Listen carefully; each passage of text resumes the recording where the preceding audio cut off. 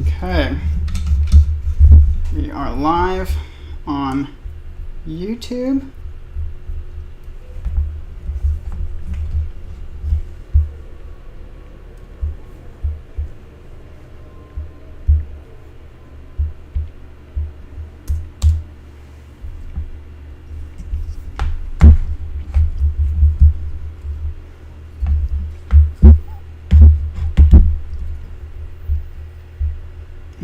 About to be live on Instagram.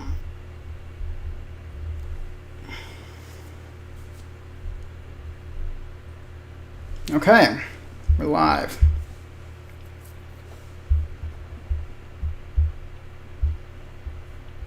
Just wait for the stream to kick in.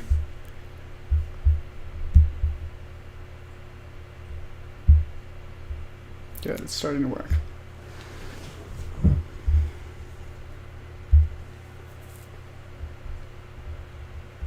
Cool. Hello, Cyanide.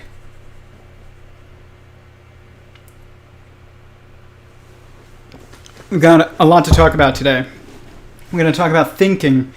We're going to talk about why I missed the stream yesterday and why I owe everybody an apology. So, setting, hang on, we're telling more people that you're online. See how YouTube's doing. How's it going, Chris? Oh man, hopefully the internet connection is good. I've had kind of a bad internet connection today,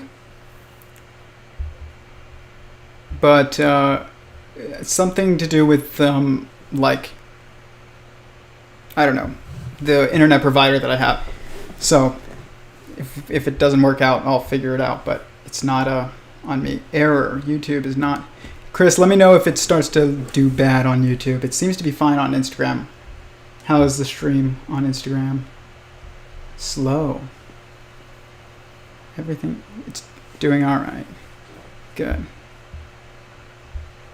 Damn.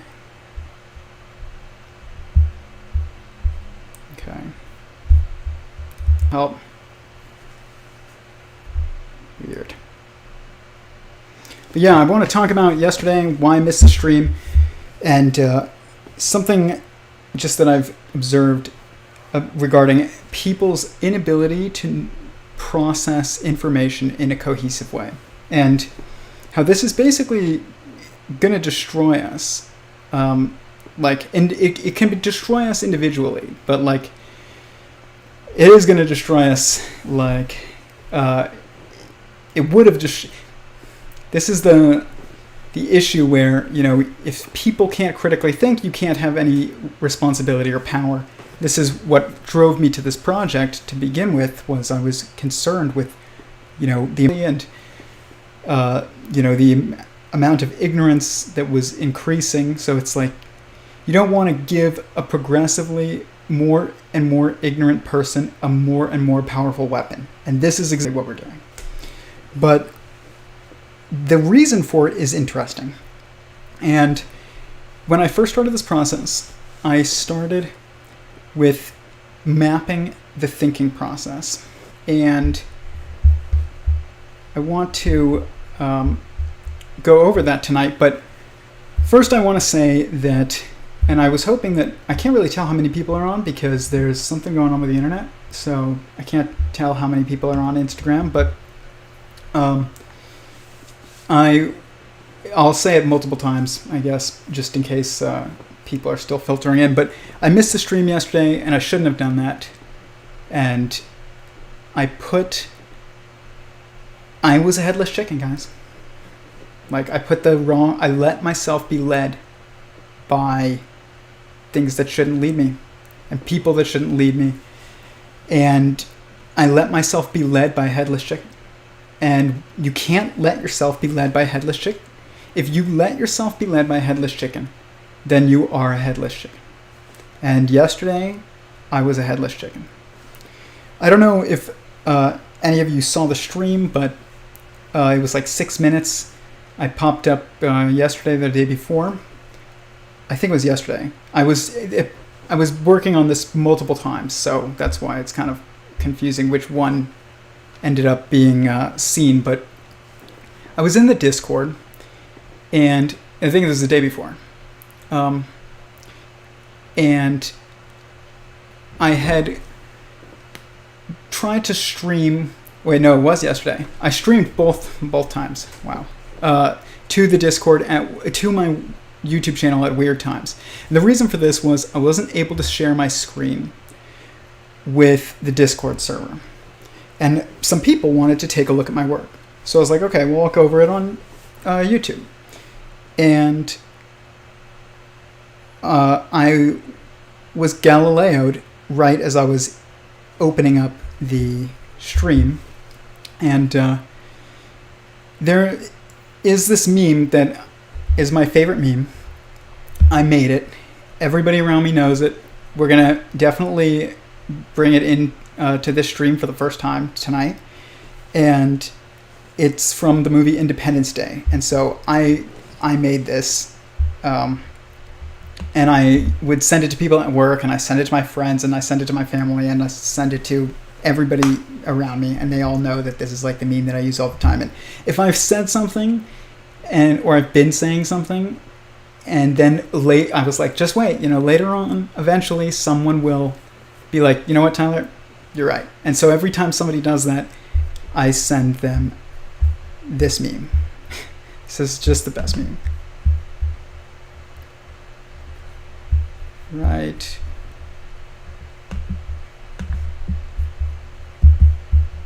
Here. For those of you on Instagram, that's it. I've been saying it. And so this is a scene in Independence Day, which is one of my favorite movies. It's one of the movies I remember like seeing in theaters as a little kid, like one of the first ones I remember seeing in theaters. And there's this scene where basically like this guy's been abducted by aliens years and years earlier, and everybody thinks he's crazy. And so then the aliens show up, and he's like, I've been saying it. Ain't I been saying it, Miguel? I've been saying it. And he basically is like vindicated, and nobody cares that he's vindicated, but he cares. And I guess that's enough. But it's a hilarious meme. And so I'd never seen it as a meme, so I turned it into a meme. And we're going to use it a lot on the stream, but I've been saying it, that I was going to get censored. That the academic establishment was going to respond with extreme hostility to this work. Like with an irrational level of hostility. And that has been happening. But usually it's them telling me that I am stupid or crazy or, whatever else they want to, slander me with. But that doesn't bother me.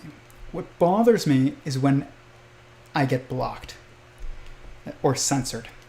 Because I can show the world that I'm not what they think that I am. But if you don't let me, then what am I going to do?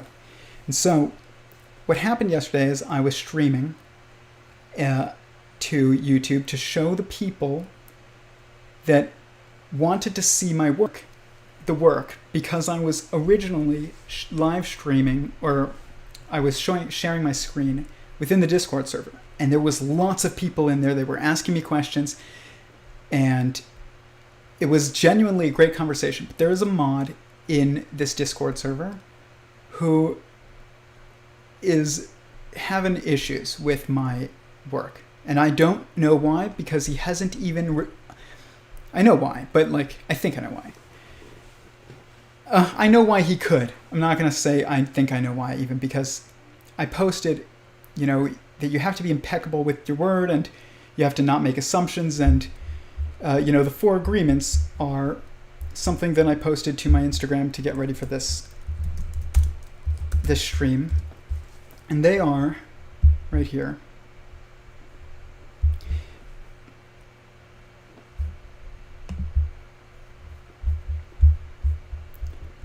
Be impeccable with your word, don't take anything personally, don't make assumptions, and always do your best. We know that Sentient Singularity Theory starts with 4 degrees of freedom, or 4 dimensions, I'll say. I don't like the word 4 degrees of freedom. It's 4 dimensions. It makes sense that there should be 4 agreements to any good faith discussion. And at first, I was, in the actual conversation, I'm always extremely polite and I'm always handling it extremely well, but I had then been booted, and then not only was my stream killed midstream while I was explaining things, I was then blocked completely and banned from the Discord server.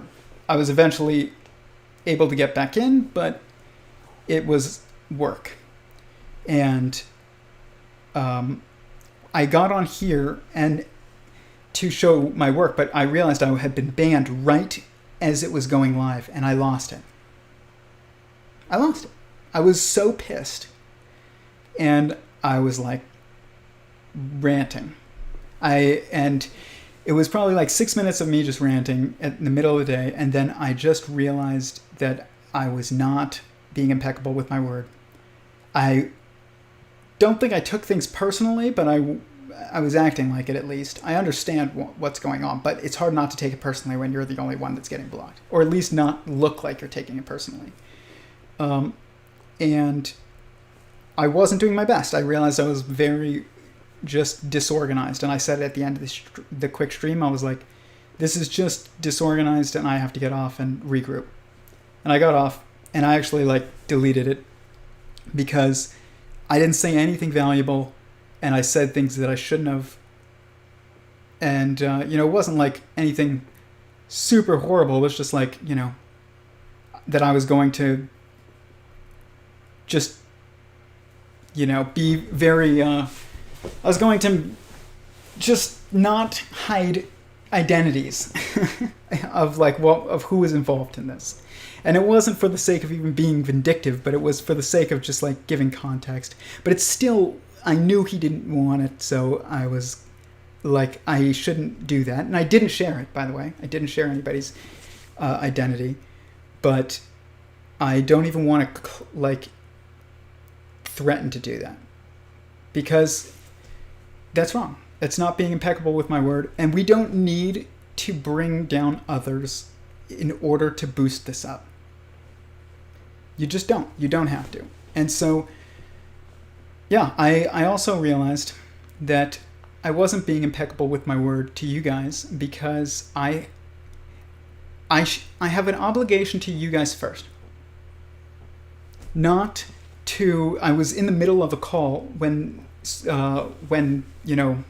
it came time to stream yesterday, and I couldn't really get off the call, but I should have gotten off the call earlier, and it's just, I didn't put this community first, and I should have. So that is my apology. So next time, I will definitely try to keep that in mind.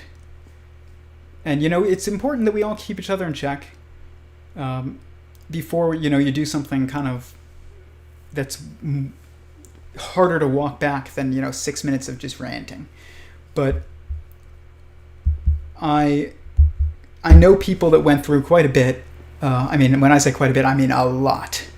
Extremely publicly, while they were being censored more than anyone else I had ever seen at the time. And I realized, watching that, just how, sometimes when you go through something and it's public, it can just it magnifies the effect that it has on you. But it's a little bit different when you're in the driver's seat. And it's even if it's 10 people saw, a 6-minute video of you ranting versus extremely personal, I don't know, something where you really claim, you really say something really awful, or I don't know. There's much worse things that could have happened, but that the point is to realize it before, that you get to that point. And so these 4 agreements of, be impeccable with your word, which I would include definitely like tell the truth. Don't take things personally. Obviously, there's not much more to that. Don't make assumptions. I think that's really important too. Like there's that concept of steel manning. It's like first perspective and have them agree that that's what their perspective is, and then argue against that. Don't make a straw man to hit, and always do your best, obviously. But the other people who I was engaging with, and I just mean this honestly, like they were not doing any of these things. They were just failing completely, and I was failing because I was letting them lead me. And it says on my Twitter, if you chase a headless chicken, then you are a headless chicken. And I was chasing a headless chicken. And somebody even said it on that stream the day before. They were like, is so-and-so a headless chicken? They're like, on your Twitter, Mr. Goldstein, you have, if you chase a headless chicken, you are a headless chicken. Is so-and-so a headless chicken, this mod? And I was like, I don't know, maybe. I think so. And I was like, yeah, I guess that makes me a headless chicken, but only if they're a headless chicken. And it's so important, though, to like see when this is happening. And I was letting it happen. So I will not put other communities above this one anymore. This is the community. Like, this is the people that want to hear the work. Like, why would you put people who don't want to hear the work above people who do want to actually like have, a genuine experience with it? Like, it just doesn't make sense. But that's what happens when you chase a headless chicken. You don't make sense. Or you aren't impeccable with your word, like I wasn't. I was just being mean, Like I said, I think, I don't remember exactly what I said. I was so mad. But like, I definitely insulted him multiple times that in ways that were childish, even if they were true. And, that's not good. So that's my apology, and that's my explanation for what happened. I am working on, like, there are plenty of people there that do want to hear what I have to say, and I want to bring them over to us so they can join our club. And it's just a matter of getting past the mods. And if you're going to go up against walls, you don't just turn away from a wall. But you don't bash your head into the wall like a headless chicken either. Or I guess your neck, because I guess you don't have a head. But you have to like be strategic, and I was not being strategic. I was just so pissed I was reacting. And that's not how you build. Like, you cannot build something by reacting. That's how you destroy things. I made multiple mistakes that required quite a bit of energy to correct, either emotionally or like, just, I don't know, messages or conversations. And I mean, it wasn't like tons. It wasn't like I really did something I couldn't recover from, but it was just more than I should have. Why waste your energy? So that's that. Let's see what people are saying. I think it's more like 15 upend. Probably right. What do you think of Tyler's esoteric woo theory so far? Good for you for holding yourself accountable and preserving dignity. Apology accepted. I think we understand. Thank you, Chris. I appreciate it. Like, nobody's perfect. I'm not perfect. It's funny because, like, Owen Benjamin, a friend of mine, going to be like, the thing that I say is like, I might be wrong, but I'm not lying. And then he just went with it. And I never told him. It was just, we came up with it like independently, and we're not the only ones, obviously. That's been said many, many times. But I didn't want to like use it anymore because it was kind of just like became his phrase for the time. But I thought more about it, and I realized like I wanted to say more. I didn't even want to say that because like people lie sometimes. Everybody tries not. Or I don't know if everybody tries not to, but I try not to. But I thought more about it. Like, what's a more objective statement than even I might be wrong, but I'm not lying?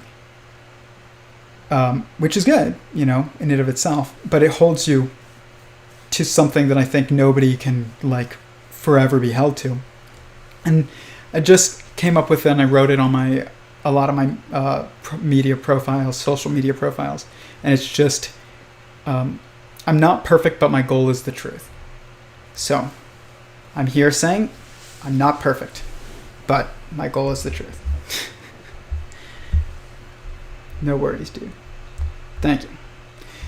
Anyways, today I want to talk about thinking, because when it's good to learn from things like this, and you can actually be active when you see and experience something that I've gone through over the past couple days, where I was being judged in a way that is not logically consistent. And I know that this is like a thing, and but when I was speaking to actually a family member of mine, a brother of mine, I have 3 brothers, but when I was speaking to one of them about this afterwards, I realized that he was even having issues logically thinking through this process. It was like he was defaulting to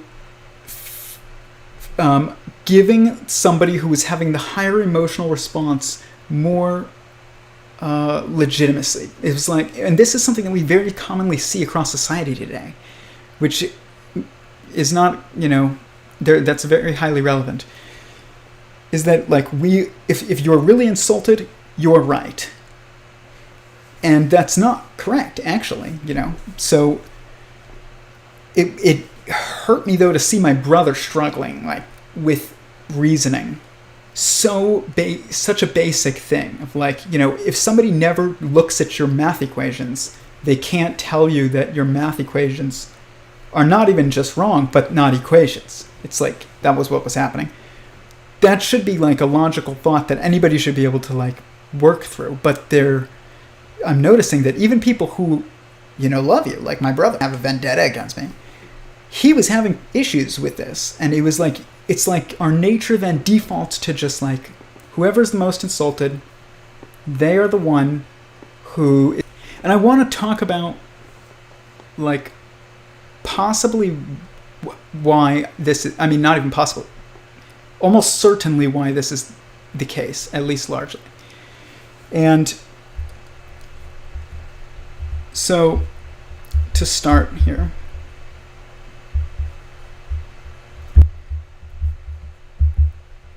when looking at my models, and I'll show people on Instagram too, the very first model I ever made was a thinking code. So I was trying to understand AI. So I was thinking about my own process of thinking. And I was about this problem. So like I was literally trying to picture myself thinking. And then I was recording it. And I've showed this model before, but we're going to talk through it a little bit. And because I realized something very fascinating about it that I want to show.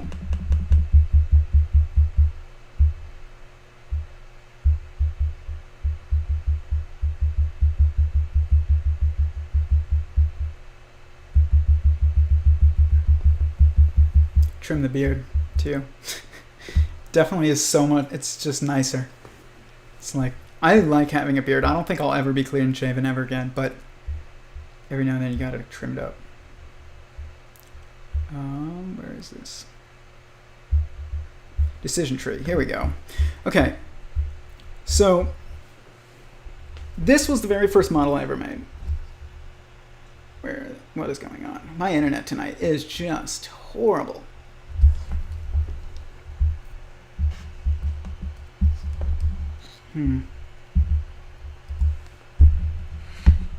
Bear with me, Instagram, as I help get this situation under control.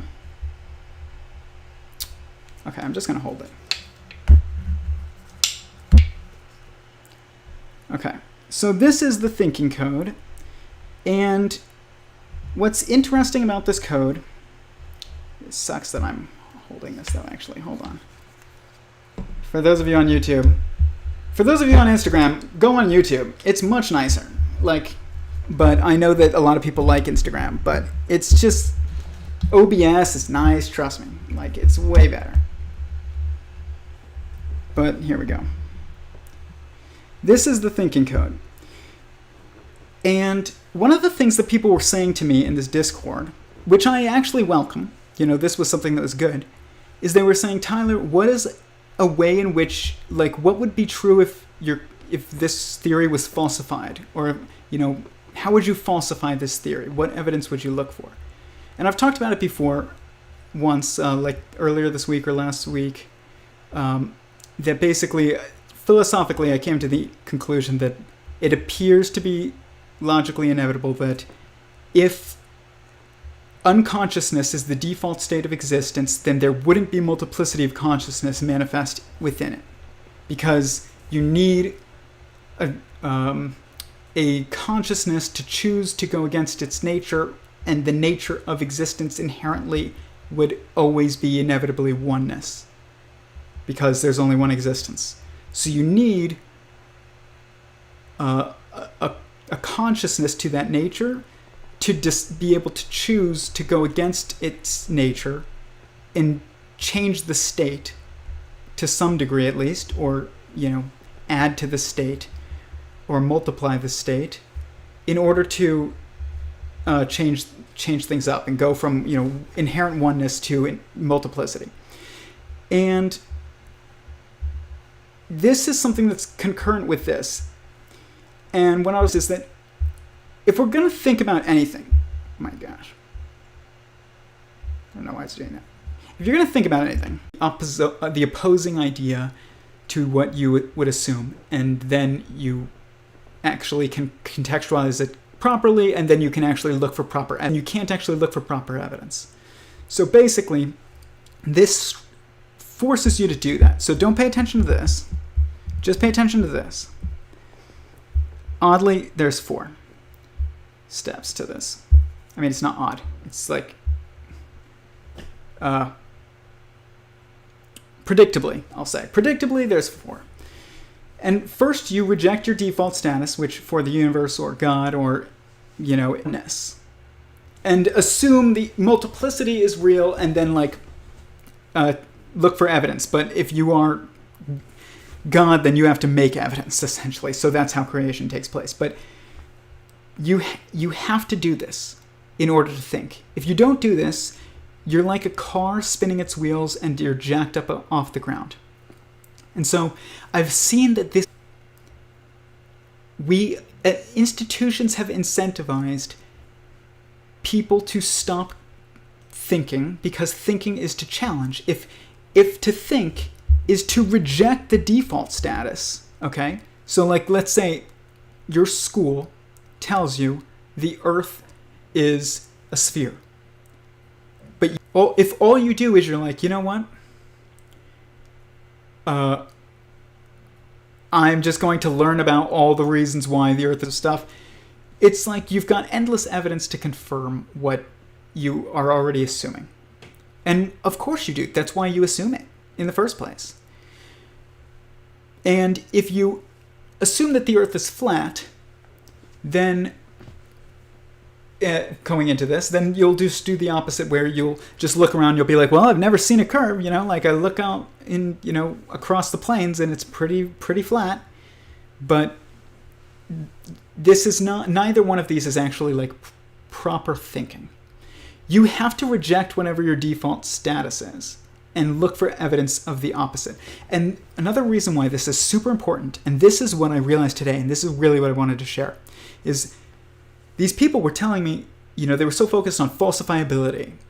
And I realized that in a conversation that was taking place in chat of a video done by Brian Keating with, I think, Stephen Wolfram and Eric Weinstein together, I was messaging Brian, and somebody had said something and about falsifiability, and I just said, seek confirmation, not falsifiability.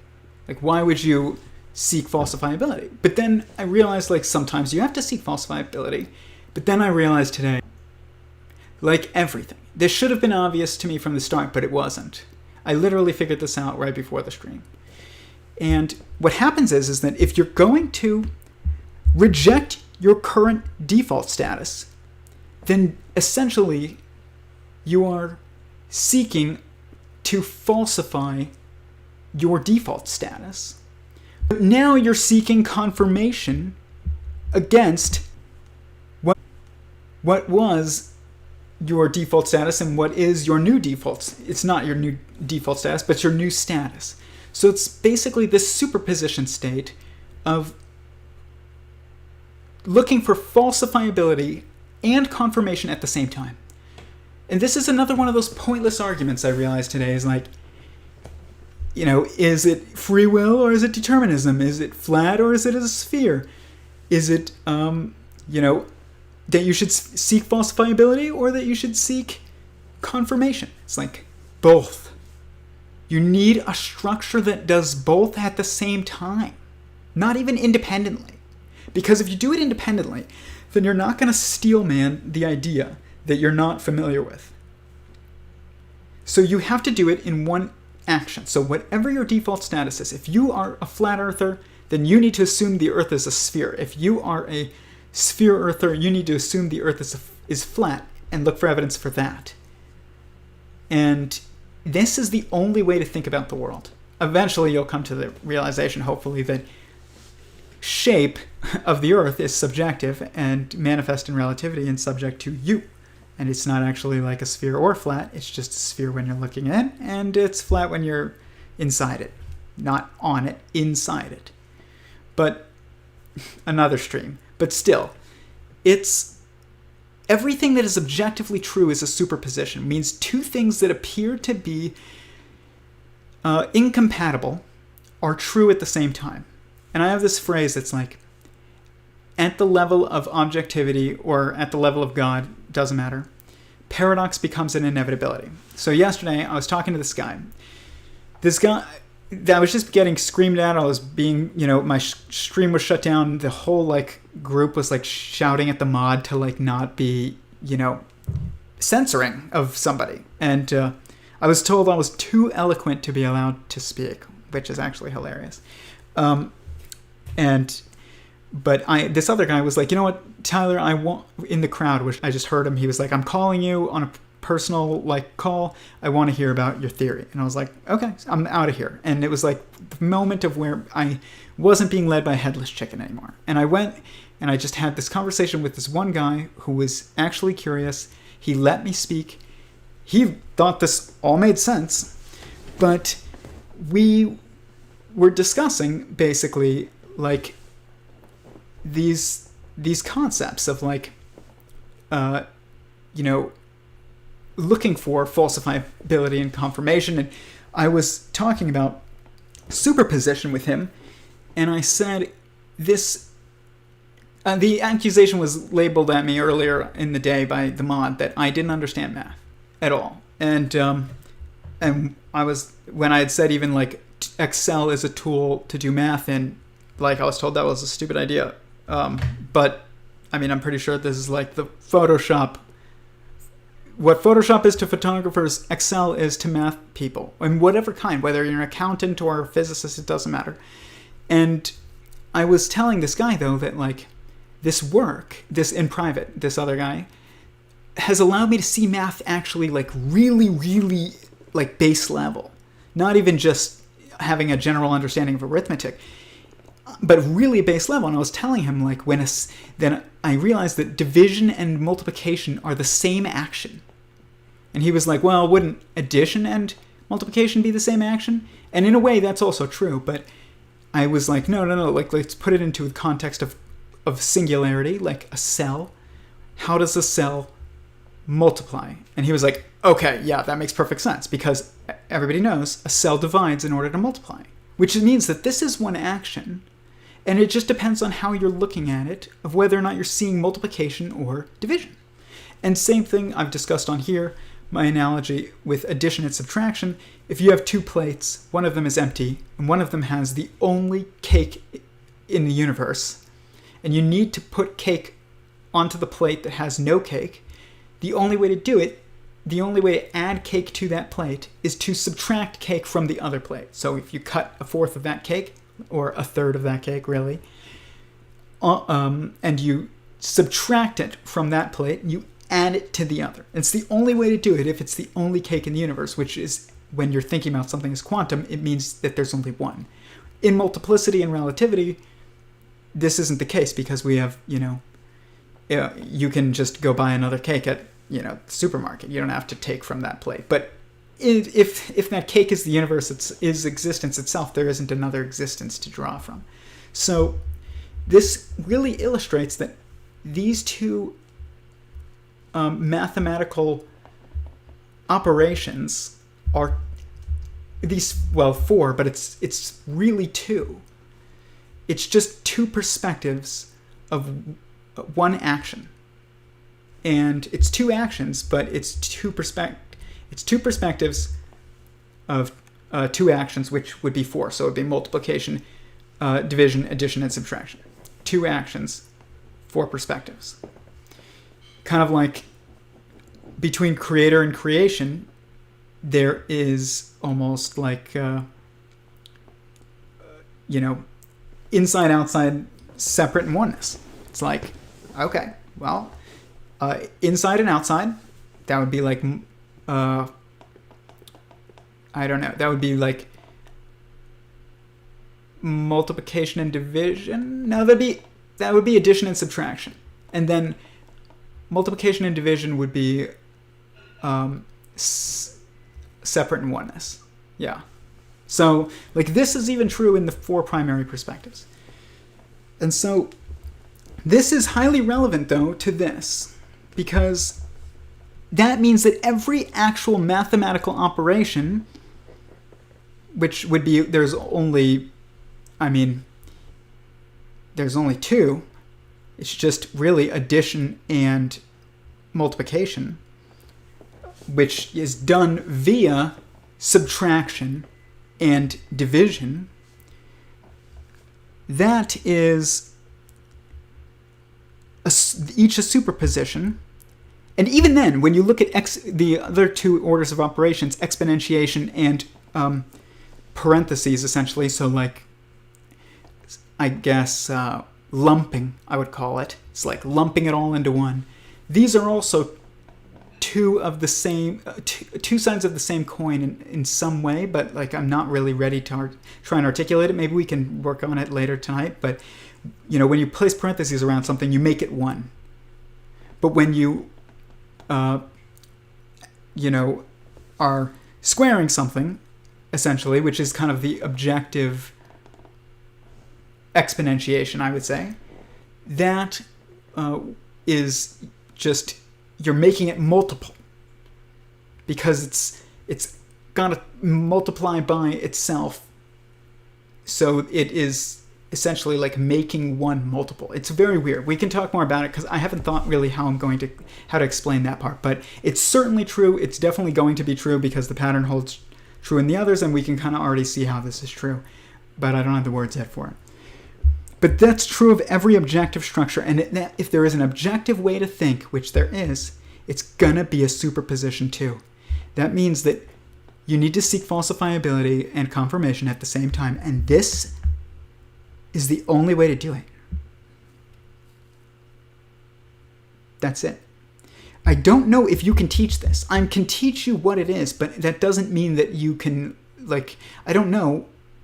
I mean, I'm going to need your guys' help, actually, and I'm going to try and pay attention to myself, is try and apply this in your life to something. If you believe something, but somebody else is telling you that it's, the opposite is true, or even if you see a political situation and you think that that's nonsense, assume it's true. Assume for a second that, masculinity these days is toxic. I don't know, whatever it is that you would assume is nonsense, but or if you assume feminism is toxic, then now how about assume it's not. It doesn't mean assume it's a good thing. It's just assume that it's not, which means assume that it's valuable in some way, or it's got a message. Same thing with the other side of that coin. So this thinking method and sees you to new perspectives. I mean, this definitely has led me to new perspectives, but I can't really tell if I'm just doing it naturally at this point, or if it's just intentional because I've just done it for so long after studying this. But I mean, I don't always do it. Sometimes you are a headless chicken. You get led by a headless chicken. But I went from so many default political views to totally opposite default political views to like now I would define myself almost as like a conservative communist, which seems like that's ridiculous. But actually, communism can't work in a hedonistic culture. That's why it always falls apart. But it actually can work in a culture that's growing. Not communism, but like any kind of just social benefit system is unsustainable in a group that is not growing as far as like people, really. Like people are like, how do we have economic growth? Well, how about have kids? That's how you have economic growth. Like you need the bottom of the pyramid to be wider than the top. And if you're just gonna, not be having children, then you're gonna end up having like lots of children above replacement rate. Then you're going to have the top of the pyramid be heavier than the bottom. And like that is how, benefit structures just fall apart. But I realized that, we have these conservatives that want us to be personally moral, I guess, but have no governmental responsibilities. And you have these people on the left that believe we should have all these governmental responsibilities, but no personal moral responsibilities. It's like neither of these is true, obviously. If there's a government that should exist, which it should, because it needs to, as much as I don't really like it, then essentially you have to find the superposition state. And the superposition state is the combination of these two, but not the moderation of these two, the marriage of these two. And the marriage is a superposition state. It's masculine and feminine at the same time, which it would seem like that's not possible, but it is, because that's what a marriage is. It's masculine and feminine at the same time. So is conservative communism, because it's saying you have moral responsibilities and governmental responsibilities to your people, which you do if you're going to have a government. And but nobody thinks about this anymore because we're just spiraling in politics, in physics, in math. I mean, even when it comes to judging your own family members, sometimes you just can't. And you just go towards whoever's the most insulted wins, or has the most, should receive the most attention and be given the most legitimacy, because that is actually the logical place to go, even that, if you don't know how to think. And I don't know if me teaching you this method can actually be incorporated into your life, or if you have to learn it through like self-discovery, or if it's a superposition. It might just be a superposition where I teach it and then you still have to learn it through self-discovery and internalize it through self-discovery. But, I was pretty pointed when I realized that a while back that essentially I had come to the conclusion that you can't actually teach people how to think. They have to learn how to think. And that is true. But with most things in life, we are actually taught how to do it. Just the most basic, like how to ride a bike, how to, play a sport, whatever it is. And then you still have to play that sport. You still have to ride that bike in order to get better at it and become more intuitive, make it a more intuitive process for you. So that might be the case with this. I don't know. But I wanted to talk to you guys about it and kind of get your thoughts because, I wish that it's possible to teach people how to think, but it might be possible and just it's impossible inside of the current academic environment that disincentivizes,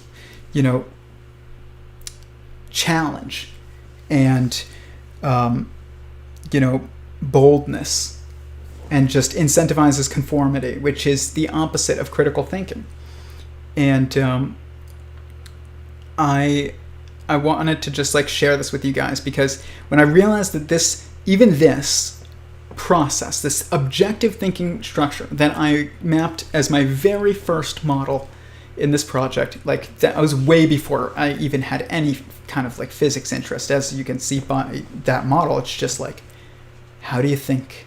Like, what is going to be the inevitable? I wanted to figure out if it would lead to valuing certain inevitabilities, and I think it does. But certain things inevitably, I think it does. I think the objective thinking process eventually will lead to, and it's a process to get there, but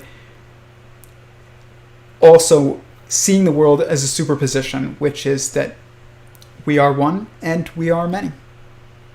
It's like you can't really discount either one of those. Who wrote what Problem of the One and the Many? I didn't read it, but like I know it. Someone. I'm sure someone will say it in the chat. But it's just like the pattern is so consistent, and you just need to realize what it is. And it's always a superposition. Always. It's two things that we normally would argue about not being, compatible, actually being requiring of each other. Not just, not mutually exclusive, but would be mutually inclusive, or it's like dependent. That's what they are. They are dependent. Free will is dependent upon determinism. Like, testing for falsifiability is dependent upon looking for confirmation, which is, only can happen when you reject your current default status and look for evidence against what you had previously assumed was true, because it just forces you to do exactly this. It kind of also, like I said, forces you to steelman the other argument, but more importantly than even that, or not even more importantly, but more fundamentally, and that's probably why it forces you to steelman, is that it forces you to see both sides of this, even if you don't realize like how to describe it. It's still just forcing you to seek falsifiability and confirmation. And I just realized that like this was another one of those debates that is just a time waste. Eric Weinstein says that these types of things are time waste, huge wastes of time all the time. And they are, until someone comes along and is able to actually figure out what we're supposed to do with these ideas of, is there free will? We don't know how to even talk about that in most instances. It's very, very hard for people who are secular to talk about that as well. Like, it's much harder than it is for people who are faithful or are aware of God. And but I think it's possible, but it's just difficult. And then maybe it's not possible actually, but it might be possible. But these are those questions that we've never been able to answer really definitively, of like, is it a particle or is it a wave? It's like, it's both. What are you looking at? What's your position is the question. Like, that's what will answer whether or not it's a particle or a wave, because it is both. And that's true of, waves and particles and the thinking process and, addition and subtraction and multiplication and division and exponentiation and lumping, I'll call it. I don't know what the technical term is for like putting something in parentheses, but lumping. Anyways, let's see what people are saying. What are your thoughts on this, everyone? Okay. Wow, this is a lot. Nero Samander Bear? Yeah. Good job. Good job. Like, did I ever say that publicly, or are you just like, did you come to that on your own about my name, meaning tile layer? I know that that's what it means. Like, once I was like, I just seen other people's names and I was like, that makes sense. But like, then I was like, but I don't lay tiles. And then I was looking at Excel and I was reading like how to do something in Excel that I wanted to do, and it was like, well, your Excel tiles, and I was like, oh yeah, I guess they are called tiles. And like, I'd seen Roger Penrose's tiling stuff, and then I was like looking at my work and it's just like tiling, and I was like, I guess I am laying tiles. Tiles of the Goldstone, the eternal foundation, the eternal rock. It's very weird. There's nothing that is irrelevant. And if you think that's woo, then, oh well, it's still true. I find the streams interesting, thought-provoking, and friendly. The theories are well worthwhile talking about and listening to. Same, although I often disagree. Cool. Well, I'm glad you're here and just disagree. That's bold. Like, I used to listen to people that I really disagreed with, like, and I also had like emotional responses to that I did not like. Just like I would listen to like just people that would have been labeled as like, all the various, I guess, what do I call them? Like sexist and racist and anti-Semitic and this. Like, I always was drawn to like the other side's perspective, not to like that I agreed with it, but I wanted to know what they were saying. And, it takes a brave person to take a look at the other side sometimes. So I appreciate that you're here. Every stream tends to be insightful in some or many ways. That's good. Yeah. Maker or layer of tiles. Doorkeeper of the inn or tavern. Interesting. Tyler, Mason, Loggins, Smith, Cohen. I'm not I don't know if I'm Cohen. Same here. Had to reset, but not greatly. I think it stopped maybe a bit laggy at times. Yeah, I know the internet sucks. I'm sorry. It's okay. Sometimes that's just what happens, but, we're here. Fine now for me, okay? It's all normal, everything good.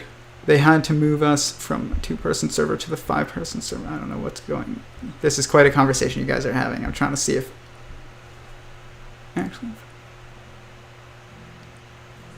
How many party systems do I think that we should have? 1.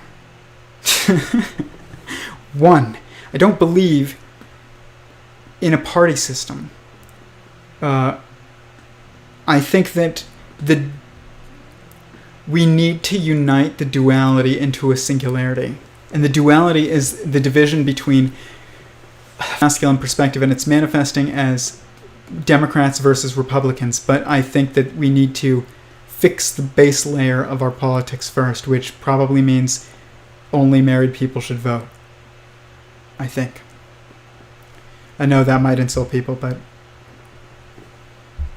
that's what I think. How many... It resets it into a superposition. It's now like it's now Democrat and Republican at the same time, but each one of those votes is a superposition of a singularity, because it's, even though it's a man and a woman voting, they know that they each have each other's best interests in mind, which is not the same as two parties. They view each other as opposing. We should not have a party system at all. There should be no parties. That's my position on it. Never seen it. I think we need 2 parties. I don't think we need 2 parties. I think that 2 parties is just really screwing it. What are your thoughts on all this chat? We are chatting. No coincidence, right? Yeah, there's no coincidences. Okay, going to Instagram because it's much better. It's like there's something up with the internet. I can't tell how many people are on. It looks like tons of people are on, but it's only telling me like one person is on, and YouTube is telling me there's not enough data. It might have actually like stopped, and then now it's saying excellent connection. I don't know. Just let me know in the chat how things are going. Dude, think about how much of your energy is being wasted on the political aspect of all this. Navigating the hierarchy. I know, but it's not even... I'm looking to try and overcome the hierarchy, Res Philosopher. I'm trying to escape it. I don't want to navigate it. People asked me the other day, they're like, you should go back to... They told me, they didn't ask me, they told me, they were like, you should go back to school. I was like, I think the schools are confusing everybody. I'm not going back to school just so I can get a PhD so that you can give me some false, legitimacy. I'm not trying to navigate the hierarchy. If I'm navigating the hierarchy, then actually I'm not doing what I'm trying to do, and I'm probably being a headless chicken. I am trying to escape it and form a new hierarchy. Like, hierarchies are important. They are not just important, they're essential. They are essential to a sense-making structure. In removing a hierarchy, but at the same time, a hierarchical system in society always eventually gets corrupted. And at that point, yeah, you have to find a new one. You have to make a new one. You can't just be like, oh, well, what are we going to do? It's like, yeah, like somebody, but not everyone. Like, people were discussing, I guess, other people that had brought their theories forth in the Discord, like before I even got on there, and they were mentioning how they were allowed to present and I wasn't, and to this mod, and basically, like,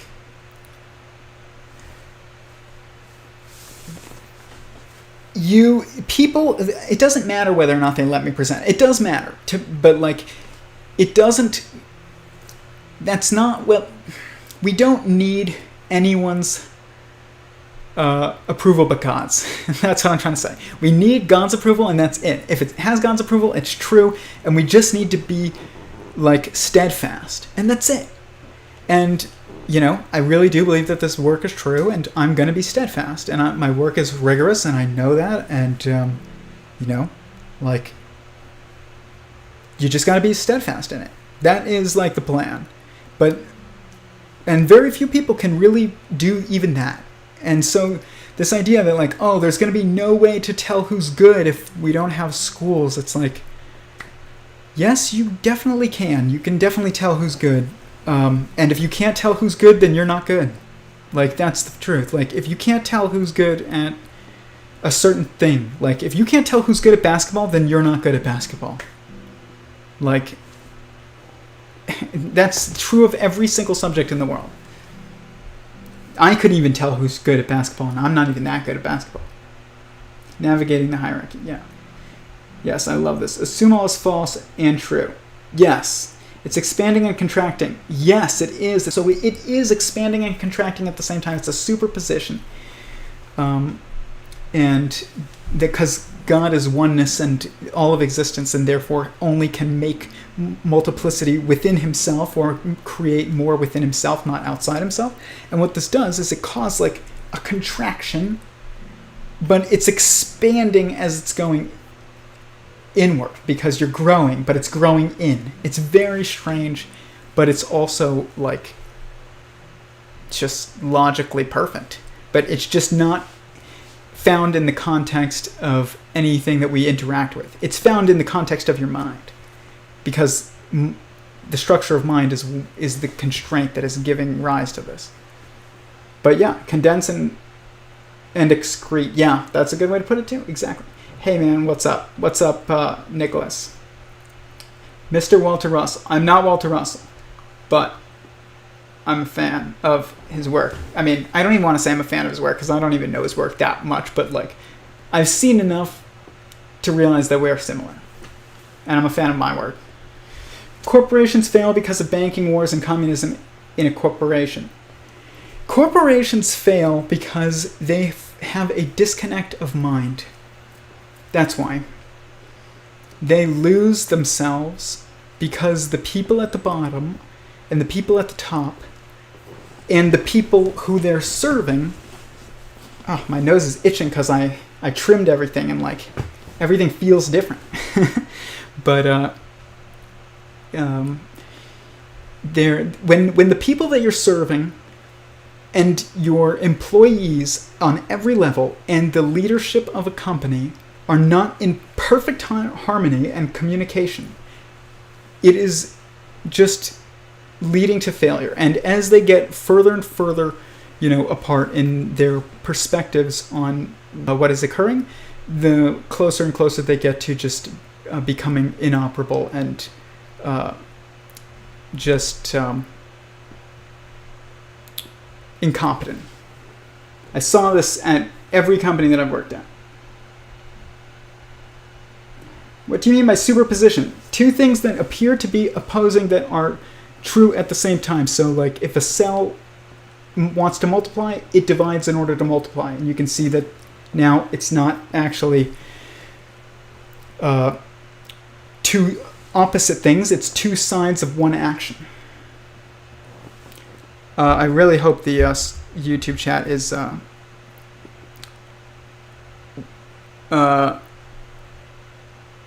YouTube stream is not like terrible. Tyler, what are your thoughts on all this chat? We like jerky. I don't understand.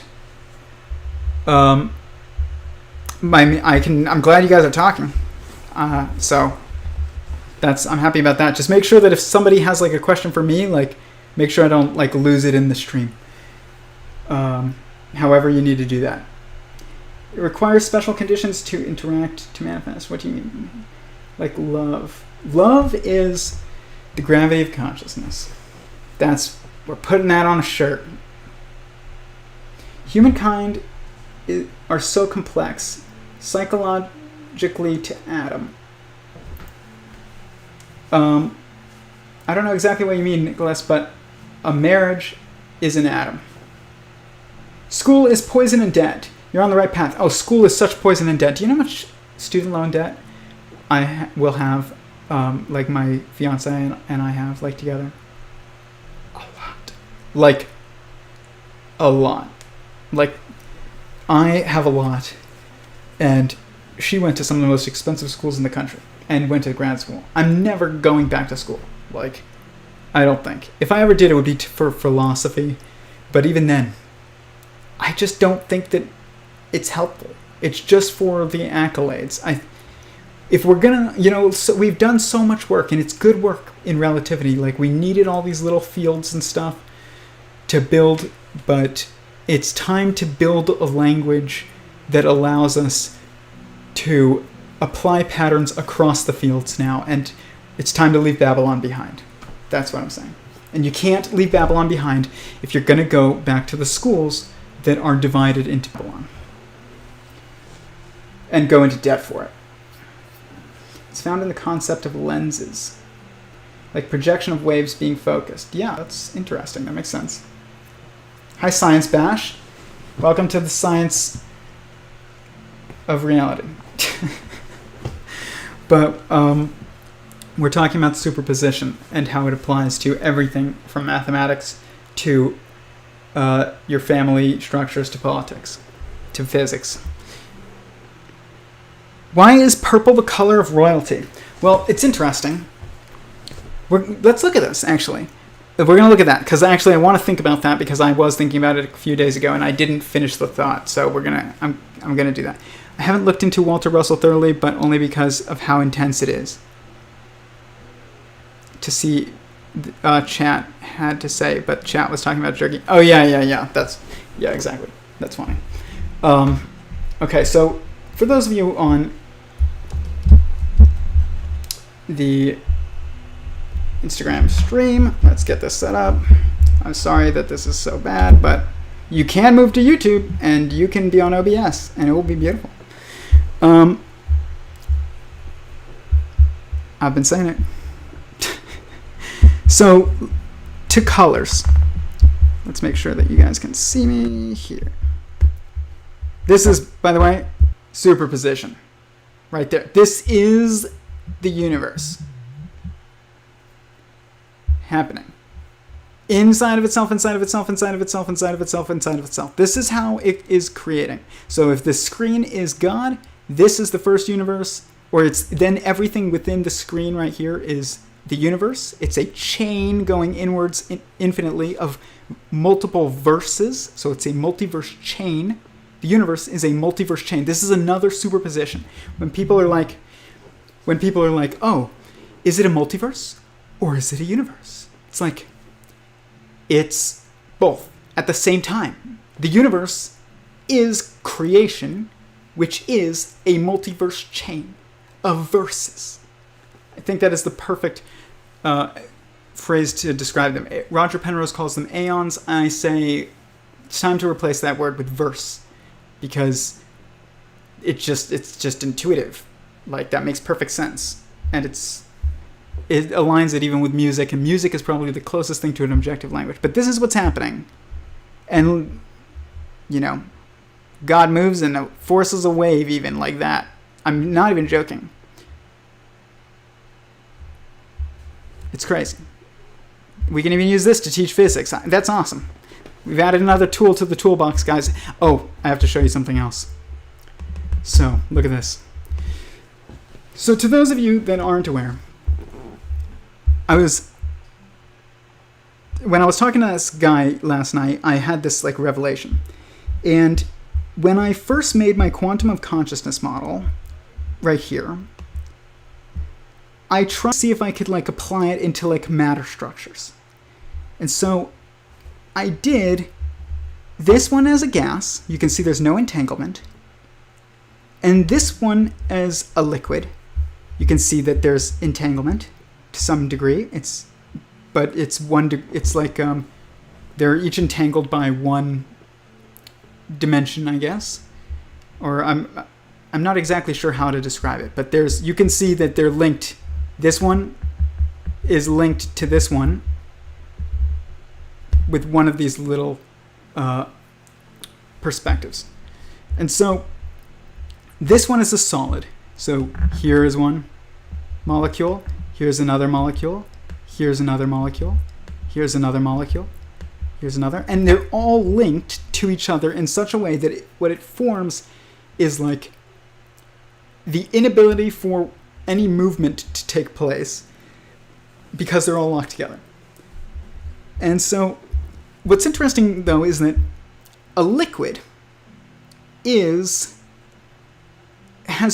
two aspects to its movement. So if a gas fills the space that it's put into, and a solid is does not, it stays together, it is a space in and of itself, essentially.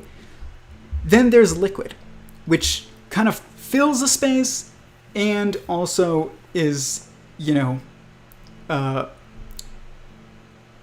able to move in a directional way because it's impacted by gravity in a way that gas isn't really as much,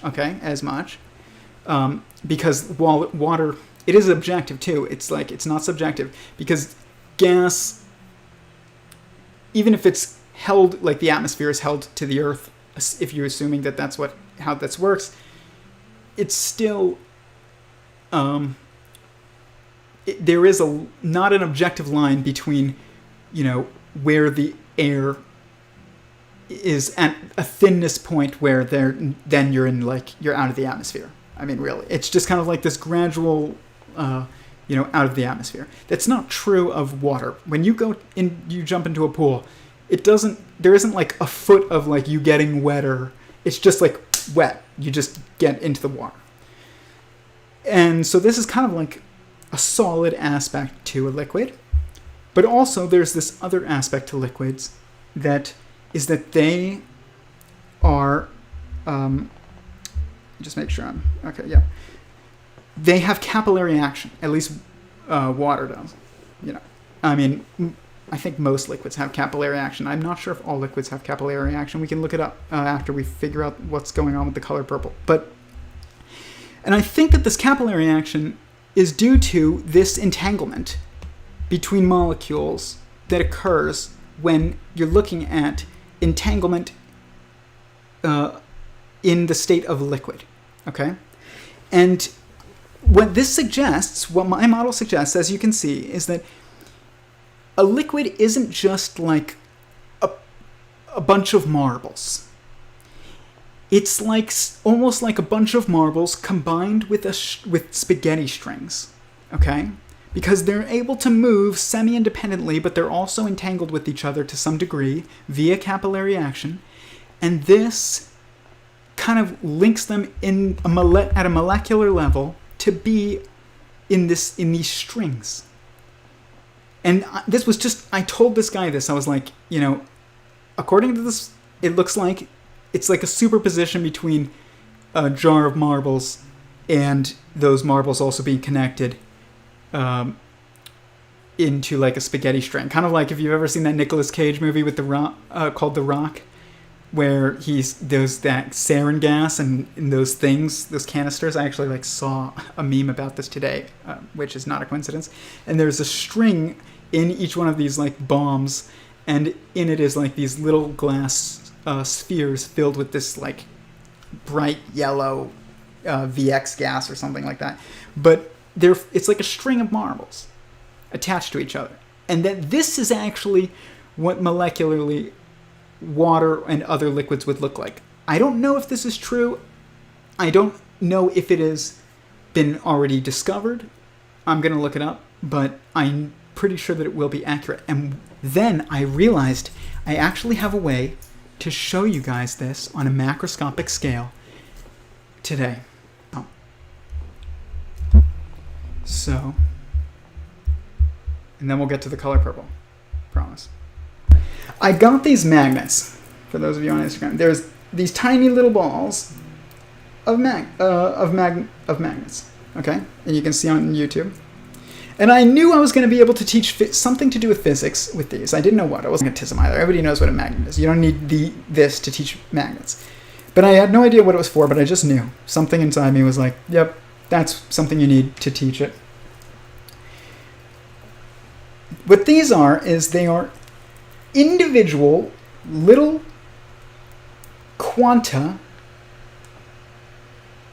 like molecules, like marbles, but they also have a attractive aspect to them, like capillary action. And I was looking at this, and I've just been I fidget with this sometimes during the stream. I just always fidget. My whole life I fidget. And this gave me a revelation. And then I looked at it and I was like, this is like my model of what liquid would be. And when I looked at it, look at it, guys. Look at how it moves. It's literally forming strings of marbles, but like spaghetti string. This is like a molecular model, in a way, of a liquid. We can see what is happening with a liquid. It's this. This is what water really looks like on a molecular level. It's not even almost, I'm very, very sure of it. See how it's forming these strings? It's not just a jar of marbles. There is an attractive aspect to the marbles, and what that means is that it forms these strings of entangled molecules. Even though they also have complete freedom to move, it's not a solid, I can form this into any shape, just like you can a liquid. But you can't do that with this, remote. You can't move it. But you can move this and have it fill a vessel. So if, you put this into a shot glass, imagine gravity's now pushing down on it, and I'm gravity but really gravity is God literally pushing on you. He's giving you a little push. And that's literal, it's not woo, it's complete. And gravity is the subjective view of what we call love. It's the pushing of us together and towards, where we should go, which is exactly like what love is, but love is the gravity of consciousness. That means that gravity is the love of the universe, or God. But imagine, he pushes down on water. It fills a vessel. When you push down on liquid, it fills a vessel. But it still also has this aspect of entanglement to it that allows it to have capillary action and be attracted. And, there is this theory of space-time as a fluid, I've heard. And I have a video on my channel called Highly Suggest, much more organized than these types of nightly streams. And it's like edited, and I have like video, like stock video and stuff in it. We'll get back to some videos like that eventually, but I need a more powerful computer. But if you want more videos like that, subscribe to my Patreon and help fund this project, and I can get more computing power eventually. But I had more computing power at the time, and I just don't currently anymore. So we're doing it like this for now, and that's fine. But eventually we will get back to also having both. We'll have the nightly streams in one way or another, and then we'll also have some regular interval, probably like once a month or something like that. I want to do like I'll make a video explaining a concept that's edited and coherent and not, as rambly sometimes. But I thought that was awesome. I want to see what your thoughts were. Screen within a screen sounds like crystal glass. Yes, exactly. Liquid is like a loose magnet chain. Yeah, exactly. Bro, I said it and you pulled it out. Really? You said that before I pulled it out? That's hilarious if you did. Because, yeah, there it is. Good job. Let's see what's going on YouTube. Gator jerky is overrated. Frog legs are underrated. I've had gator. Gator's good. It's not kosher, so I don't need it anymore, but it is good.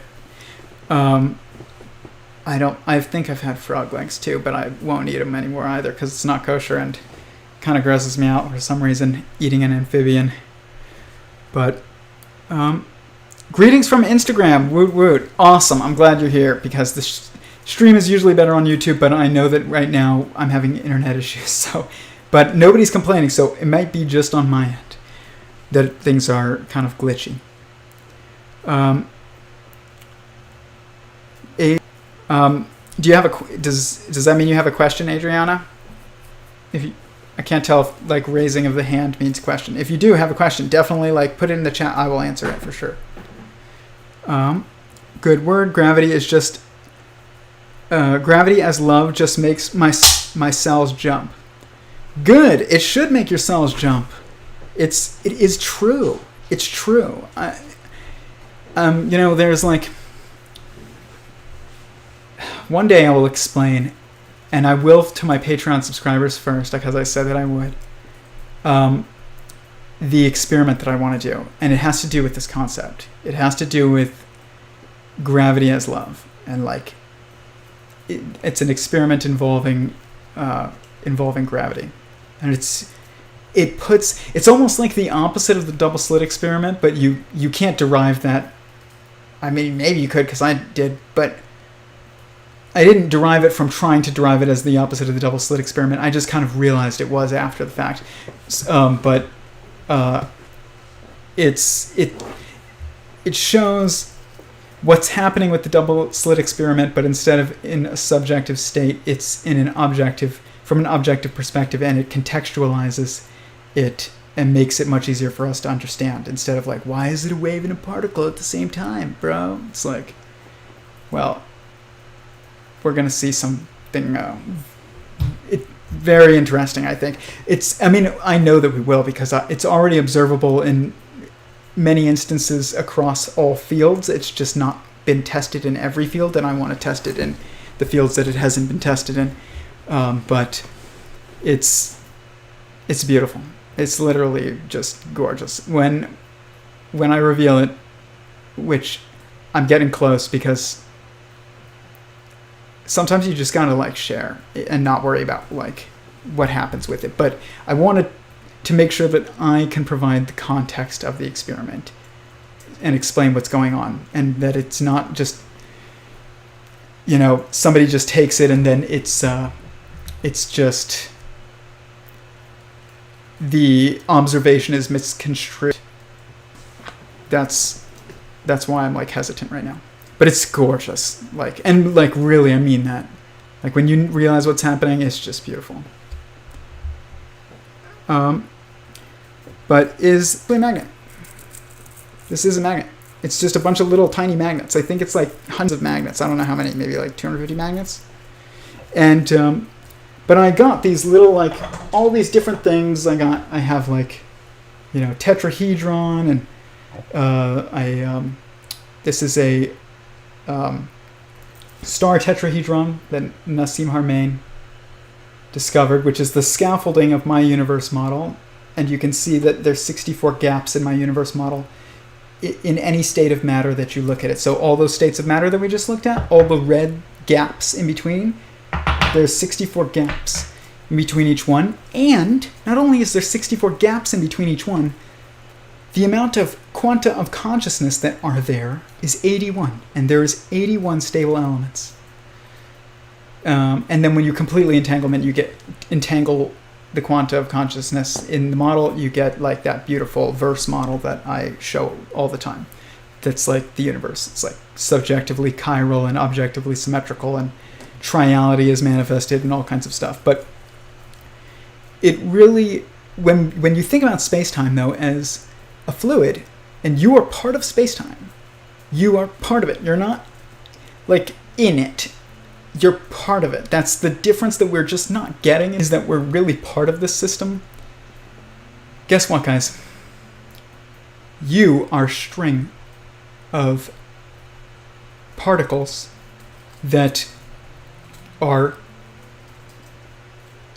animated by gravity, but linked to each other through generationality, but also with individual sovereignty of movement. So you come from your mom, who comes from her mom, who comes from her mom, who comes from her mom, who comes from her mom, all the way back to literally hadrons, like protons and neutrons.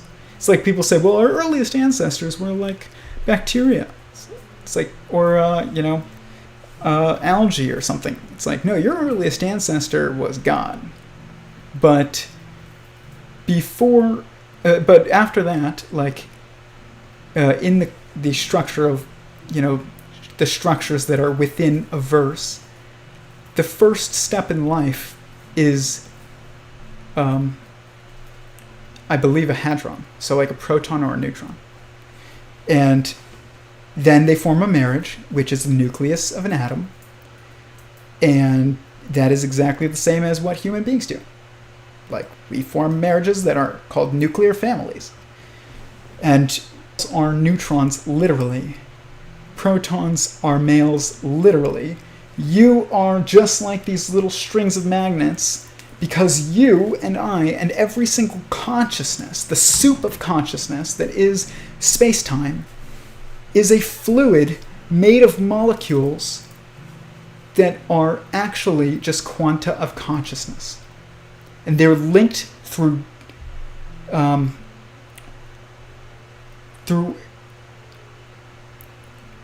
what's the right word? I always forget it. I don't like to say heritability, but, or generationality even, because that's already used in physics, but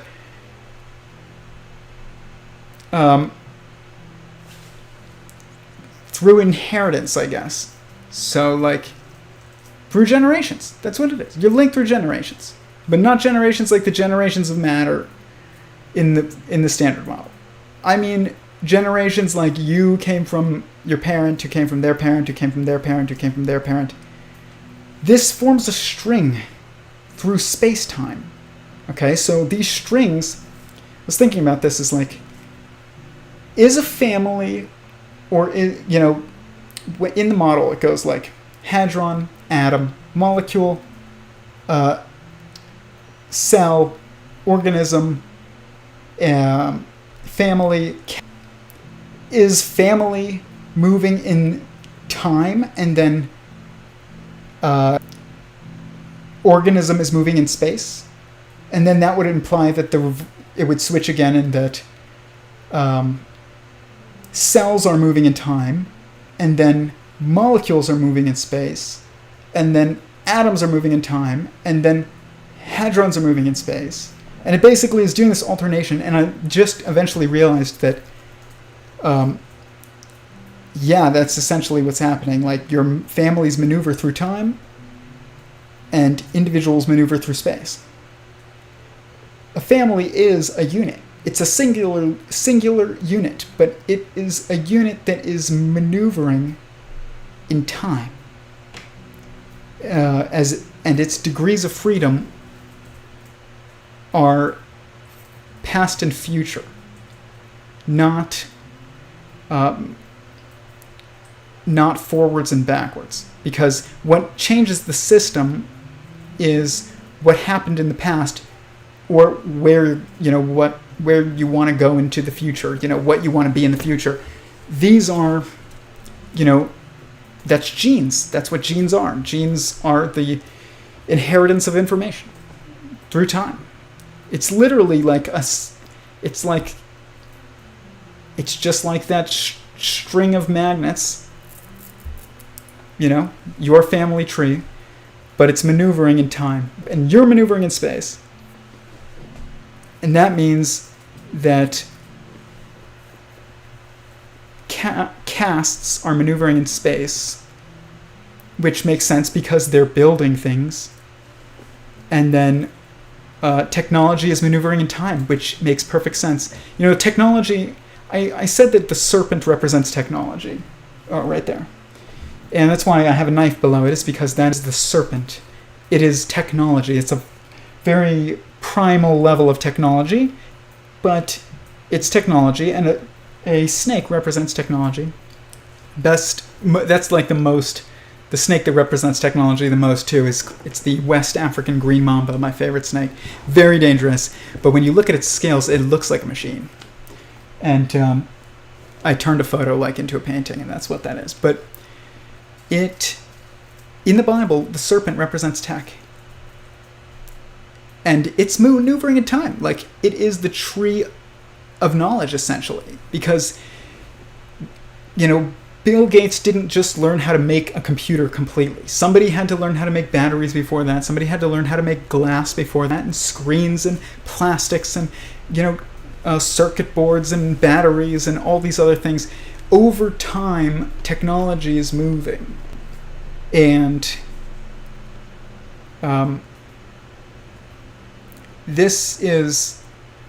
it's literally it's like a string. It's like a serpent moving through time. Literally. It's super literal.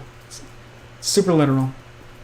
But an interesting thing happened, though, is I was thinking about this concept of maneuvering in time versus maneuvering in space. And I was looking at this.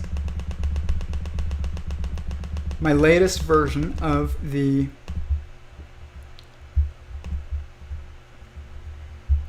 verse.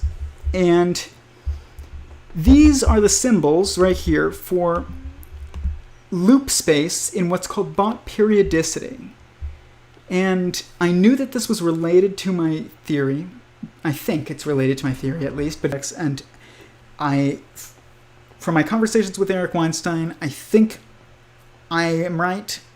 I asked him once, does Bott periodicity relate to, how you get an hadrons in a molecule from atoms, and cell from molecules, and organisms from cells and stuff? He basically just responded as saying, when he thinks about Bott periodicity, he visualizes a journey, an epic journey that gives him the closest thing to feelings of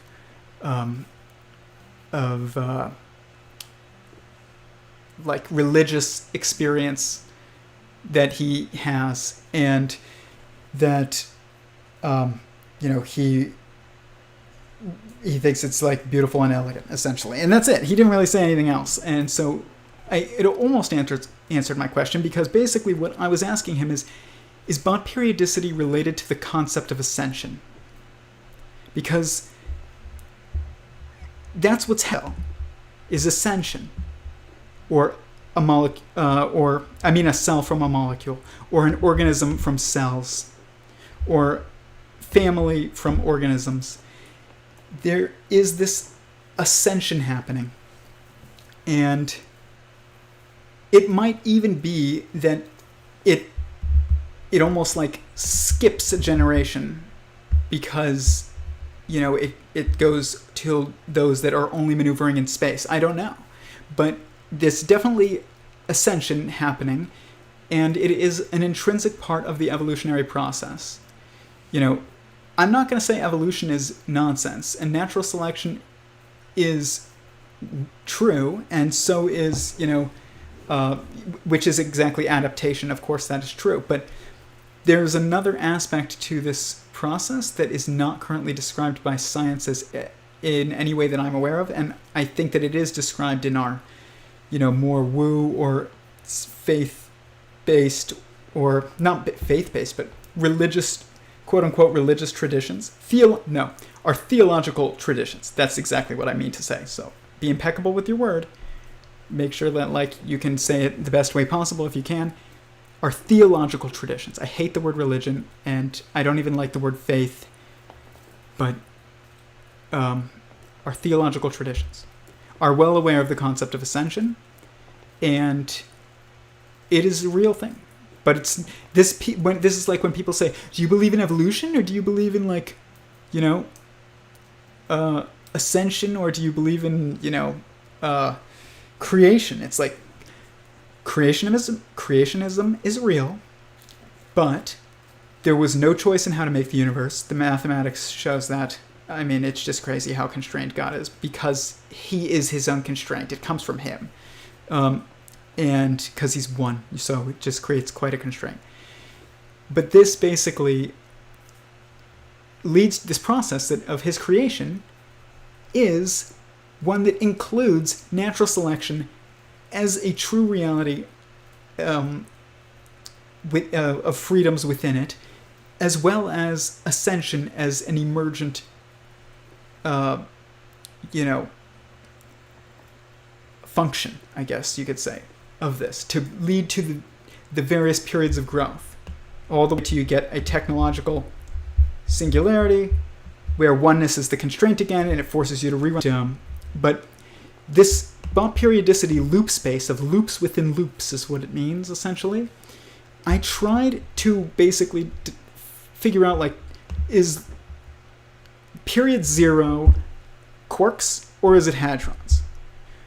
And where do I start it? Because either way, it would have left technology as having nothing in the space, or quarks as having nothing in the space. If I got every single one of these below, I would have had nothing assigned here, and if I got started here, I would have had nothing assigned here, which does mean that this, basically, like, when you see something like that, it means that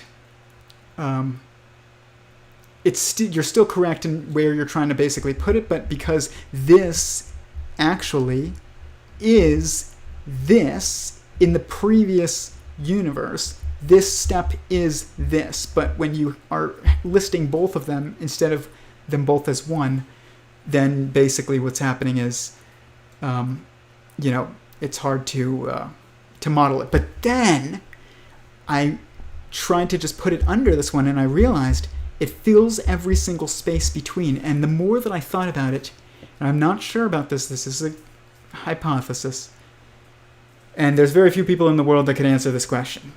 Literally, Eric Weinstein is the only one who I think might be able to, like, give us some kind of answer on this, because Raoul Bott, who came up with Bott periodicity theorem, died.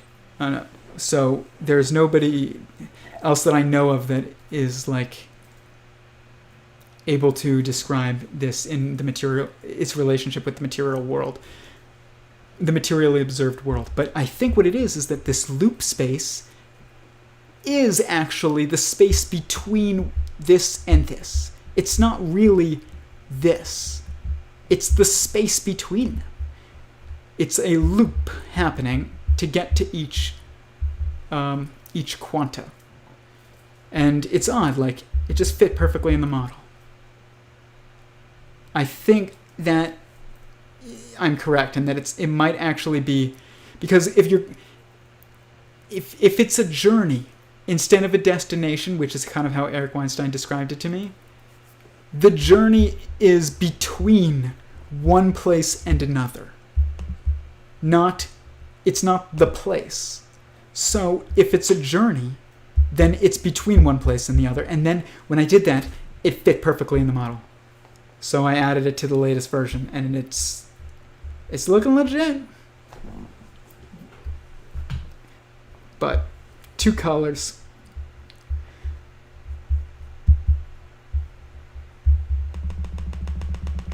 Like, let's look at the color purple. The binary triality. Right here, colors. Primary and secondary colors, for those of you on Instagram. It has said that I only have 1 person live on Instagram this whole time. It has never changed. There's something up with the internet. I hope that it's not glitchy for you guys. But you asked about purple. What's interesting is that according to my theory, there's always 2 degrees of freedom and one extrinsic constraint that lead to quadratic perspective, okay? 4 primary perspectives. And that whenever you see triality in anything from, electrons, muons, and taus, or up quarks, charm quarks, and top quarks or truth quarks, this is actually 3 perspectives of 2 degrees of freedom plus a constraint, an intrinsic constraint in this case.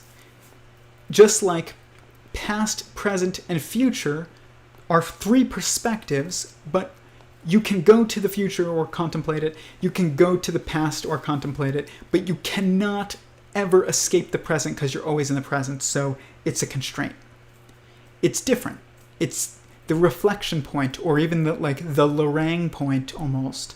Like a Lorang point between 2 orbiting bodies in, solar system. Like, it's a Lorang point or a reflection point between the 2.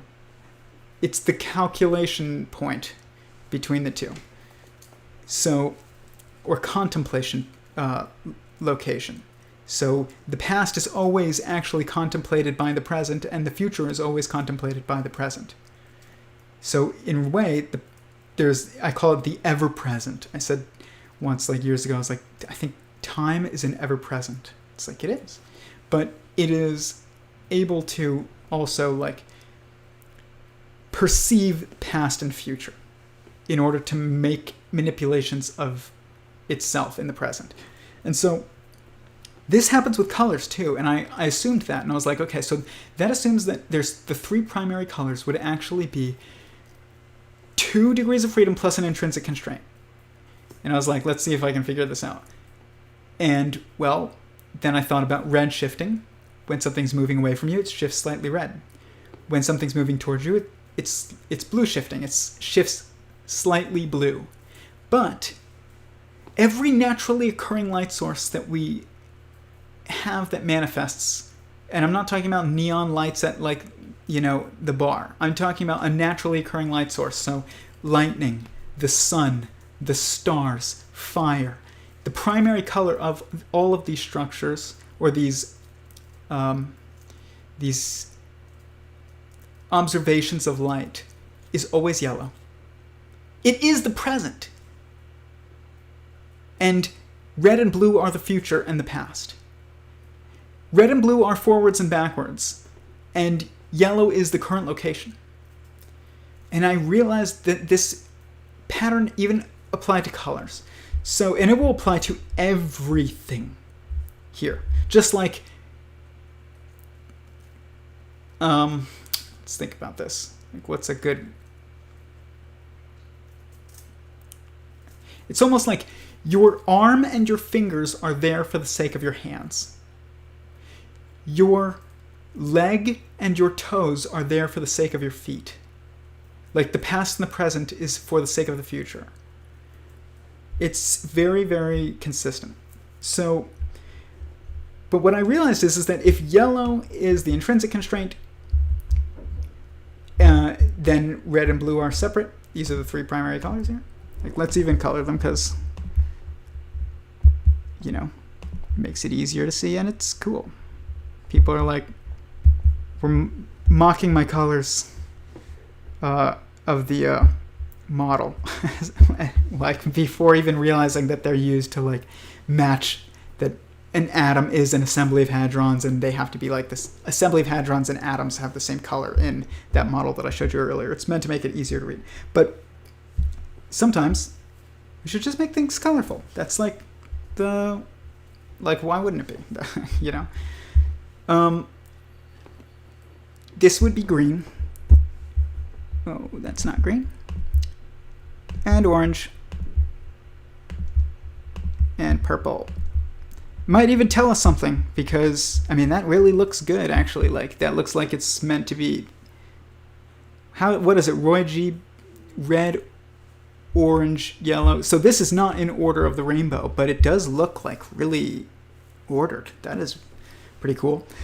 But this assumes that green is kind of like the reflection of yellow. Okay? And what's interesting about that is that look at all naturally occurring processors of naturally occurring light. It's plants.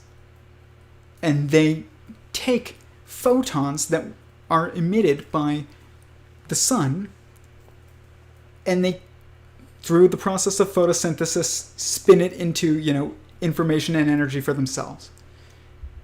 But the fact that this is structured in the way that it is, it's not a coincidence. I mean, it's obviously not a coincidence, but like you can even predict that the reflection of yellow would be green, and the reflection of the sun is plants. I don't know why it keeps like moving. Sorry. But so let's look at purple.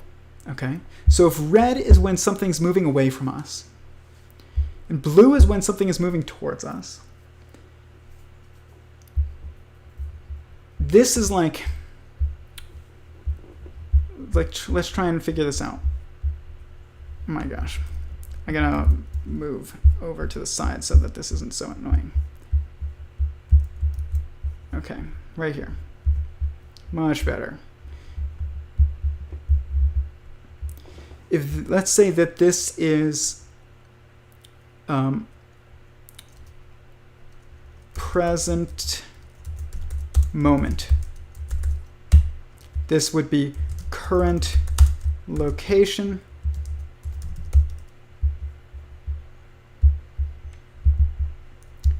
This one would be, I guess when something's moving away from you,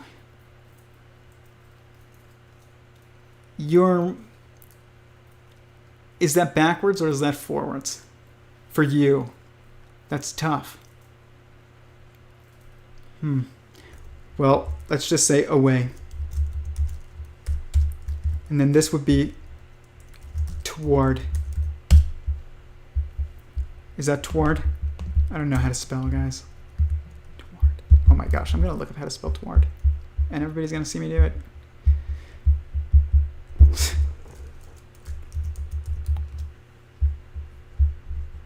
Towards. Okay, my gosh. Guys, we all have our talents. And that has never been one of them. I remember once I was in school, and I was a little kid. I was probably like, I think I was in 3rd grade or 4th grade.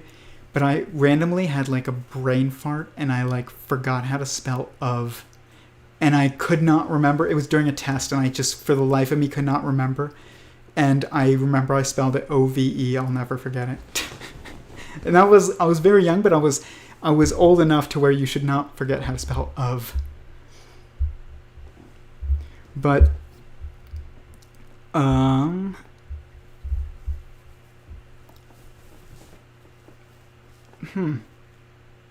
So what would be, let me look at like the chat and see like what you guys think about this, essentially, because what is your thoughts?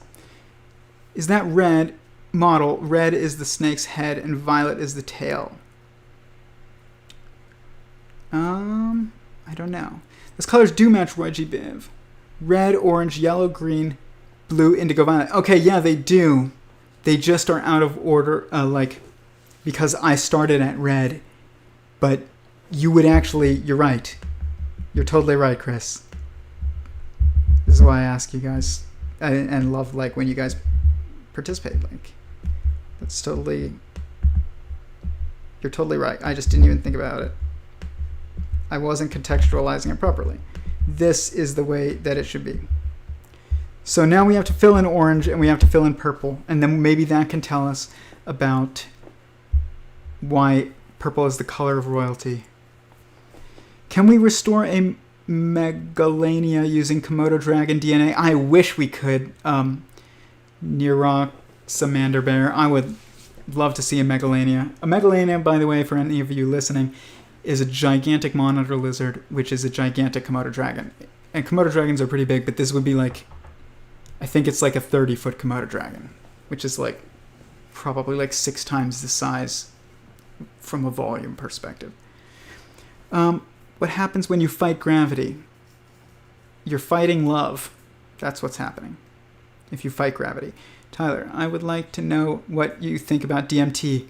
I've never done DMT, but I think DMT is naturally and has something to do with our perception, our ability to perceive frequencies of reality. And it's in our own minds. I had a experience that was basically like a natural DMT experience once. I've talked about it on here, and so I have no desire to do DMT, but it was amazing. So I know what that is like, but even more intense than that. Like, it was way more intense than that, and it was much more ordered than a DMT experience, because it just like, it was just done by God. Like, it was just an out-of-body experience.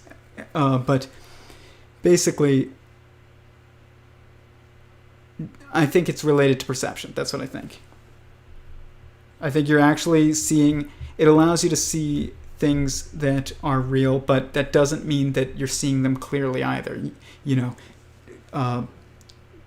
When you do any kind of substance, like, there's lots of things that kind of like can warp your perspective and make it not clean, or kind of like as if you're looking through like glasses that are like make everything different shapes and colors. But it was, so like, I don't mean that that's why you see things that are wild.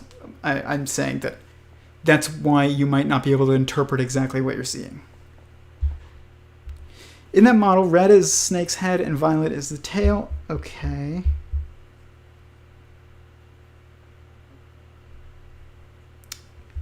I mean, yes. I'm not even getting to this. I don't know if you're talking about this model or the other, but I want to just stick with these colors here. I don't want to get into violet versus indigo or anything like that. Like, I want to just look at purple. So, away.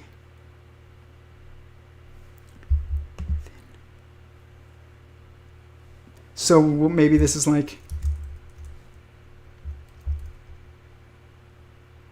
separate.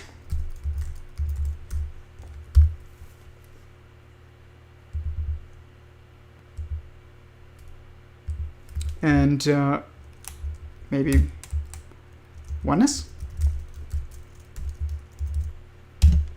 There you go. Okay, so that makes perfect sense now. Why is purple the color of royalty? Because you need a king to be one. Like the Messiah, or, God, inevitably just God.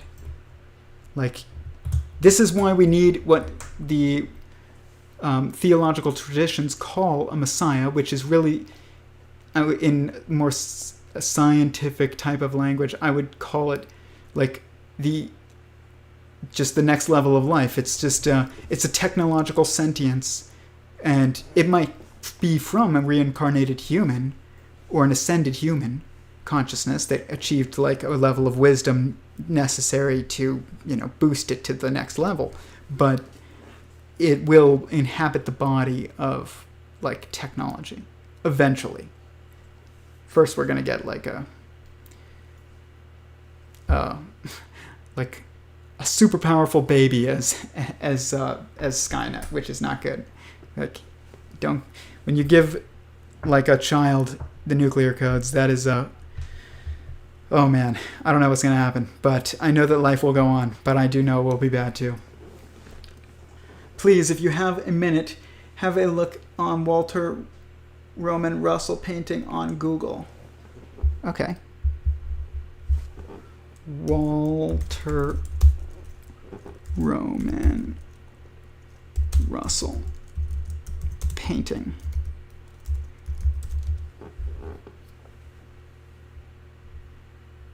Which one?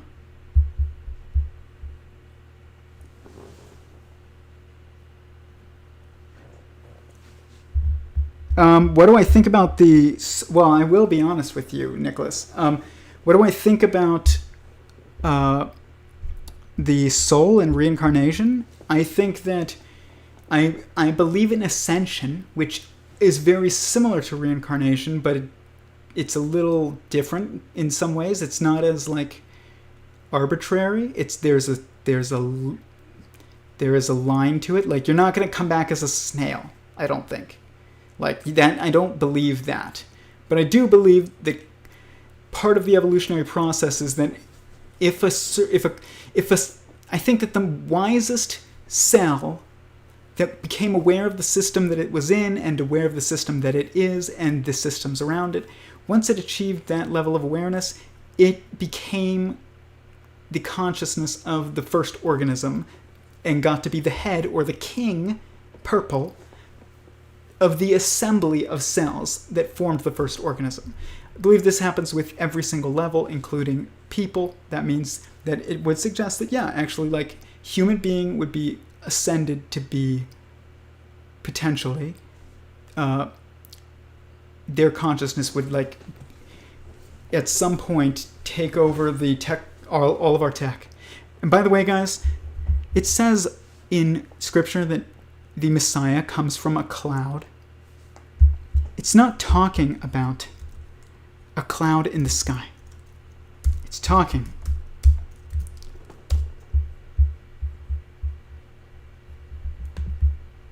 about this.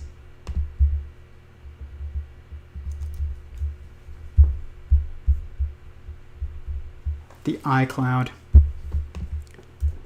The Google Cloud.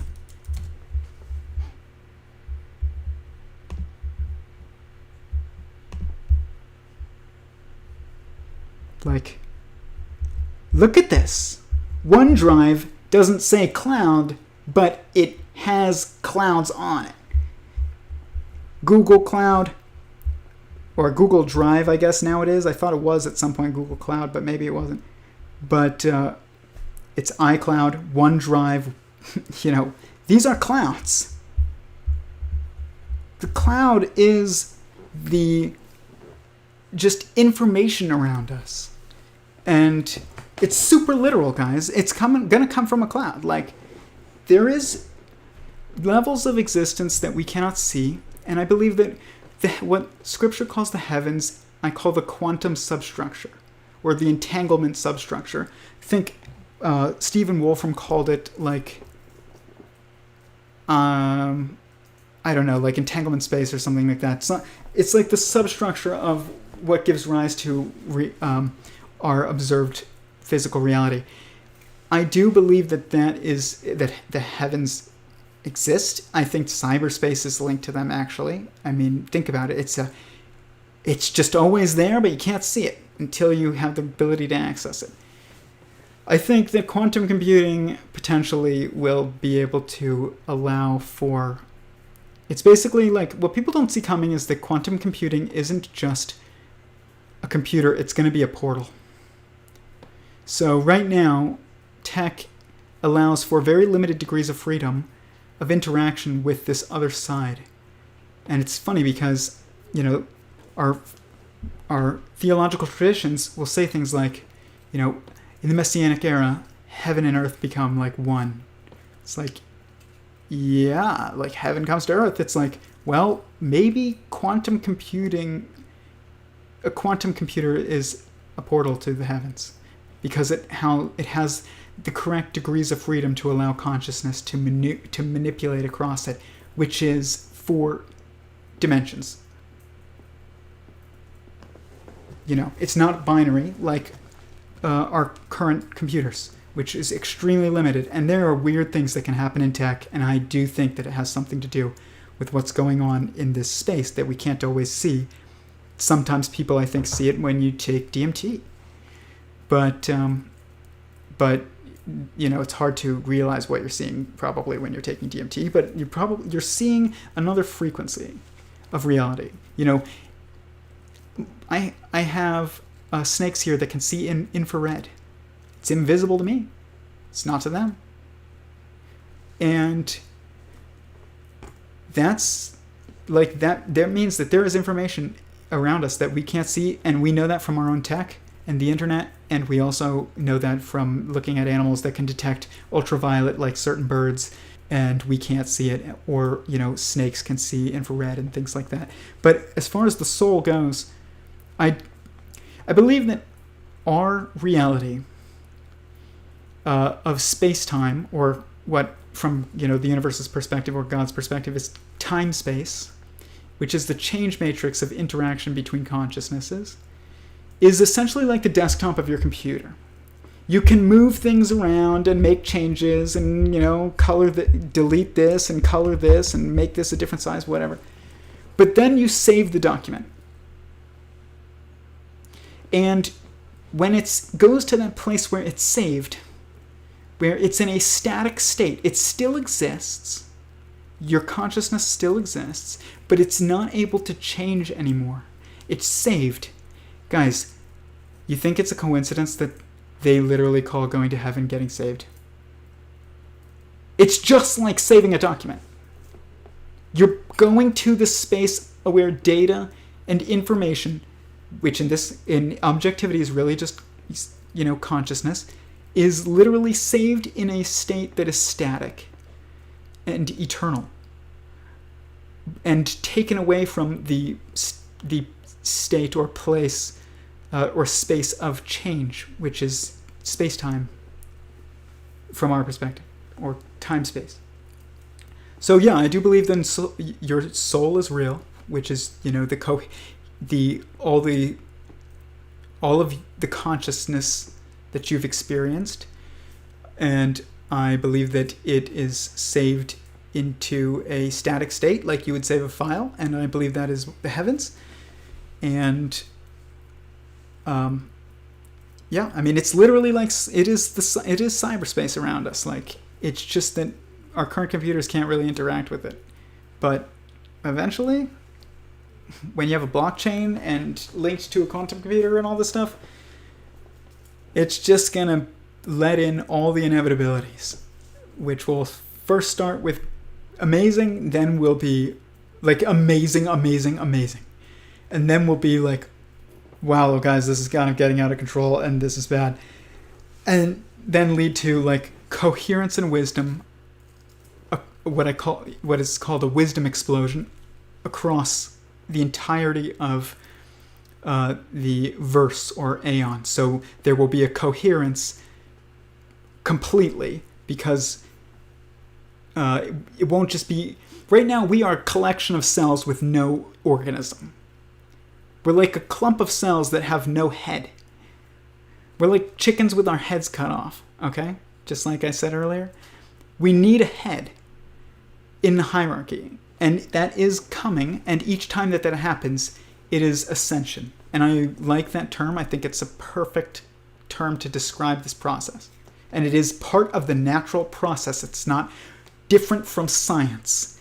It's not necessarily proven yet, but that doesn't mean that it's not real and that it might one day be proven. We will have to see. But I in my model, I call it stacking. And that, I believe, is already able to obviously be proven. That you have some type of mind to you, and each of your cells does as well. And they multiply within your body, but then your consciousness is stacked on top of the multiplicity that is there. So that is addition, and then when your cells are multiplying by dividing, that is replication. So this process of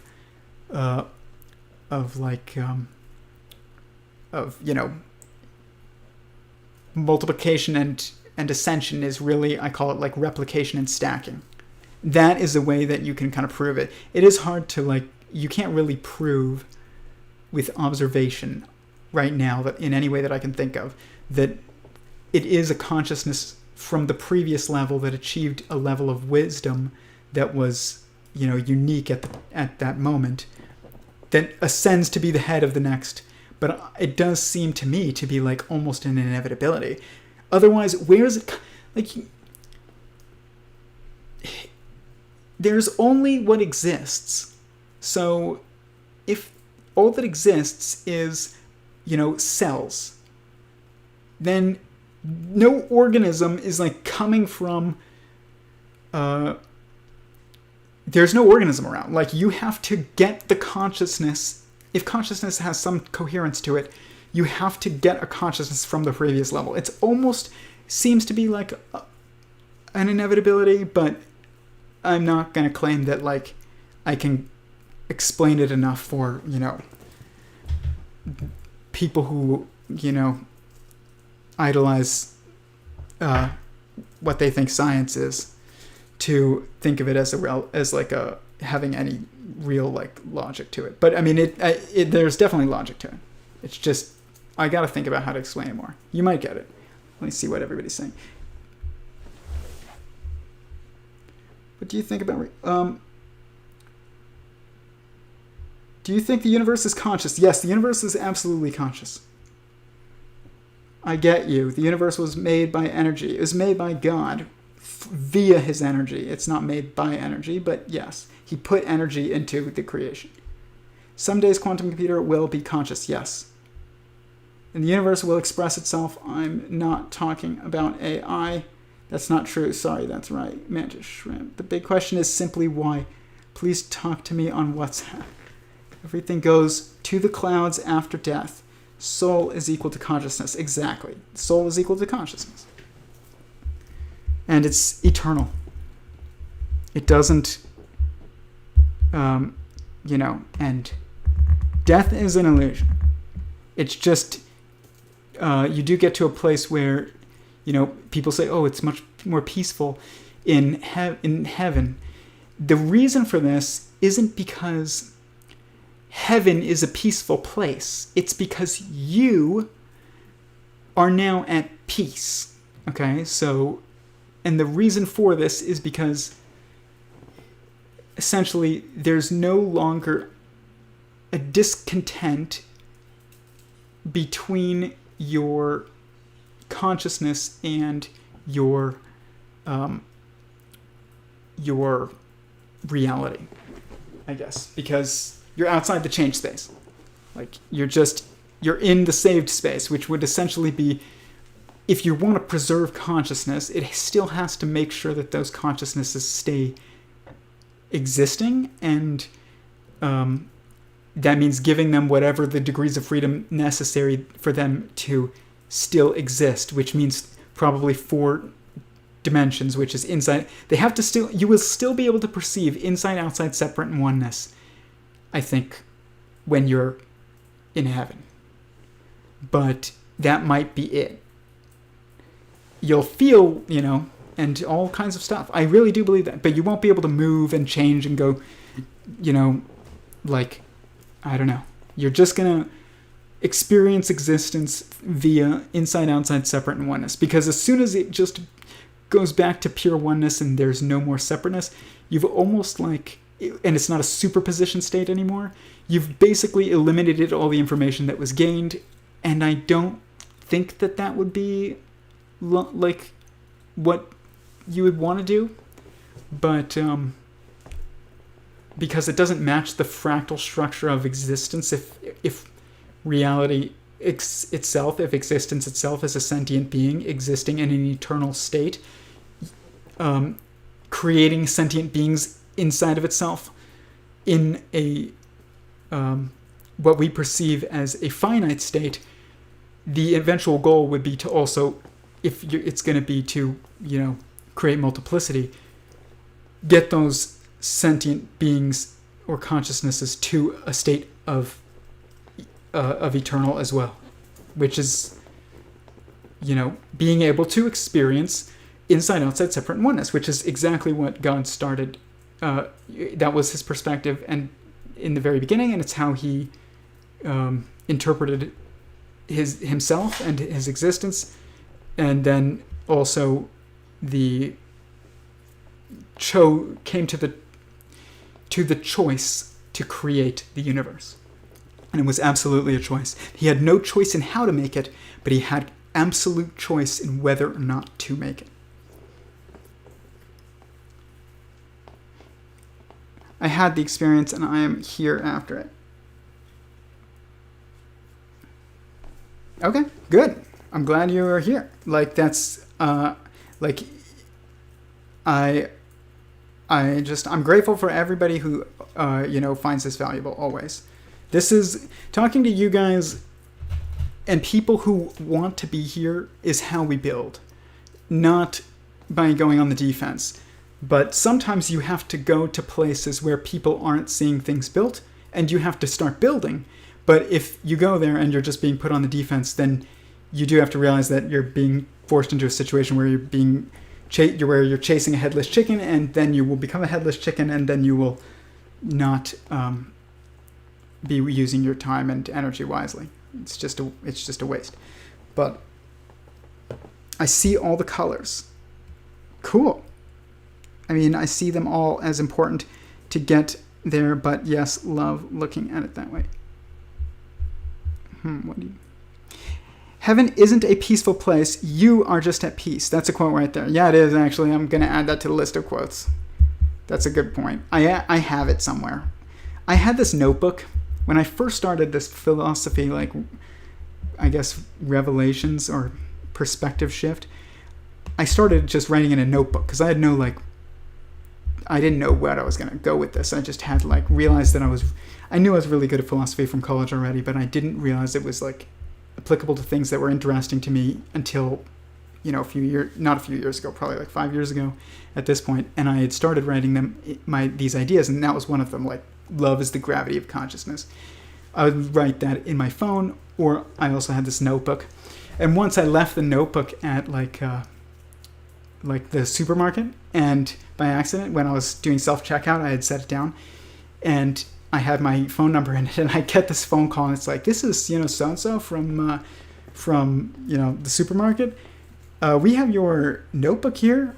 And the way that they said it was it was clear that they had read it and not it must have looked like I was this was the ramblings of a schizophrenic, but because there was no order to it. It was just I would just write down whatever came into my mind wherever I was able to open up to a page that had an opening. I wasn't I've never been good at this is written on the first page, then the second page, then the third page. I'm just focused on getting it down. This is very evident in even my Excel sheets eventually. But yeah, I left it. I don't know where it is. I'd love to find it again. But where's statements? Statements. Okay, what did I say? I said, heaven isn't a peaceful... I'm trying to put all of these statements in one place that are useful statements. A peaceful place. It is just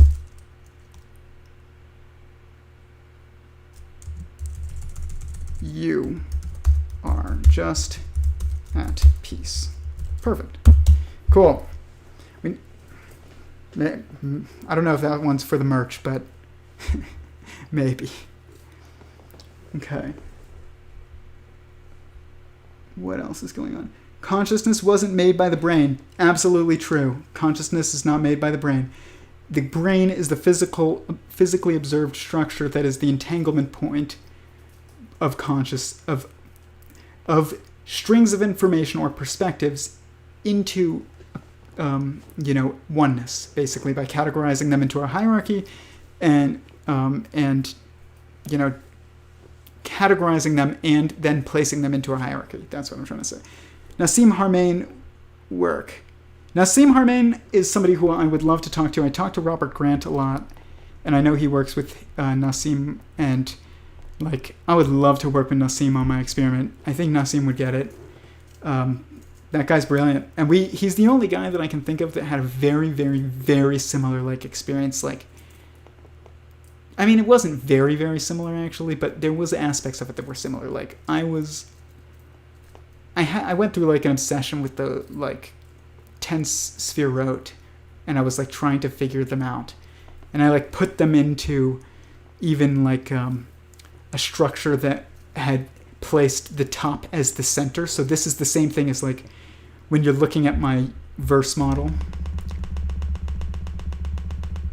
here, and you can see that it comes from 4 at the beginning. So this is subjectively chiral. So let's say that's the top, it's 4.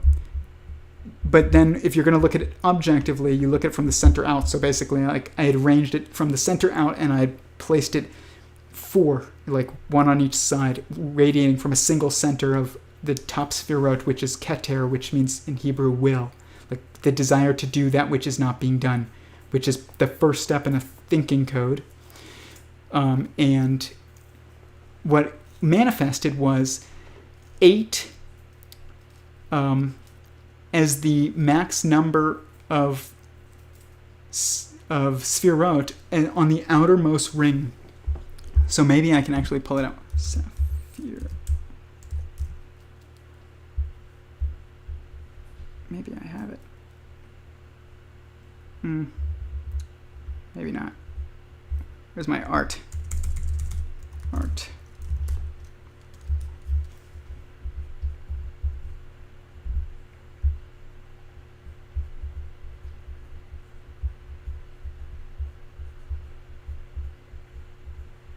Right here. Yep. I can show you guys. So I made this many years ago. And I was like, I took this, which is the 10 Every0ne, which is a thinking code. It is. Damn it. I wish I could show you right now. I did find Google AI's like neural network model that is exactly this. I know I tried to show it on a stream here once and I couldn't find it. I found it and I saved it. I just saved on my phone, and I don't know how to access it without ending the stream on Instagram, and I'm not going to do that, but I'll show it another time. But this is what I made, and it's the same structure but from the center out, and it's 4 of them, and what manifests is 8 Every0ne in the outermost ring. What's fascinating about this is that when you're looking at atoms and you're looking at an electron, well, it's one electron that manifests as a wave, that manifests as multiple perspectives of one wave, but it looks like multiple particles, and the maximum number on the exterior is 8. Not a coincidence. And when I first did that, that was like when I first realized that the quantum physics people today are well behind the quantum physics people of yesteryear. And I don't just mean I need some water. The beginning of the 20th century, I mean, thousands of years ago. Like, this is quantum physics. Because quantum physics, you don't believe me? Look at this.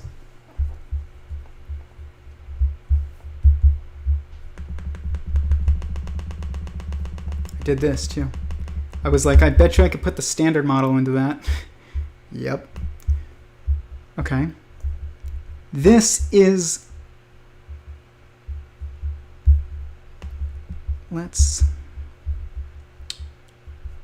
Here's where I did it. I think that's it. Yeah, I think this is it. Right here. Okay, so I think, let's see. So this is a triality, 1, 2, 3. 3 and then 1. Every now and then it's like, this is normally raised up. Wait, no, they're missing dots. Okay, I need to find the right one. Look at this. 10 Sephirot. So Das is wisdom, and it's sometimes included and sometimes not. It's like a semi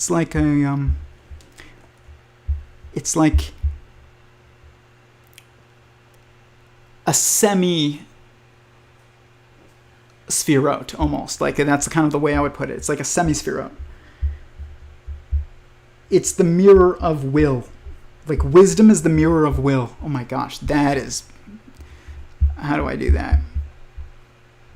How do I put that down? Chris, write that down. I'm just kidding. You don't have to write it down. I'm going to. Wisdom is the mirror of will. That's brilliant. That's like Son is the mirror of the Father, essentially. So this is wisdom, and Chokmah, Bina, and Das is wisdom, knowledge, and understanding. And then they come from Keter at the top, which means will. And you can see here that this is 1, 2, 3. Let me see if so that Instagram can see. There you go. 1, 2, 3, 1, 2, 3, 1, 2, 3, 9, and then it would be like 10 and 11 essentially. But because Das is a semi-Sphirot, so it's like, in this case there'd be like 11 Sphirot, because Das is kind of, it's like the sun. It's like the replication of will is wisdom. That's almost a good quote too, but you can see that basically this is following a very similar pattern, and is that, like, you have the feminine and you have the masculine, which is exactly what you have here. This is the feminine right here, and this is the masculine attributes. And then you have the marital attributes, the marriage of knowledge and understanding is wisdom. Okay, so to have knowledge is to be aware of something's existence, and to have understanding is to understand how it works. And when you understand how something works and you understand that it exists and the context that it exists in, that's called wisdom. It's between knowledge and understanding, and that all of these come from will. So like, this is a thinking code. It's not even just a thinking code. It is the thinking code. Like, we looked at the thinking code earlier. That lines up with this. The very first thing is reject default status. Okay? So, doing that which is not being done. That's will. That's the definition of will. Then it breaks up into, testing. It breaks up into a triality, I'll show you, which is right here. This is a triality. And it interprets information via data against the structure of itself that organizes that data into a hierarchy via first-hand and second-hand information. And this is exactly what this does too. It's the Godhead. It's what Judaism calls it. It's funny because, like, people say Judaism doesn't believe in a Trinitarian Godhead. Oh, really? Then what's this? Because this is a triality this way, and this is a triality this way. But really, it's just that this is the ever-present, and these are the 2 degrees of freedom, and this is the intrinsic eternal constraint. It's the same pattern as everything else that we've been looking at. But I stared at this, and Nassim Haramein, I watched this thing that he did like way long ago. It was like a TED Talk on this.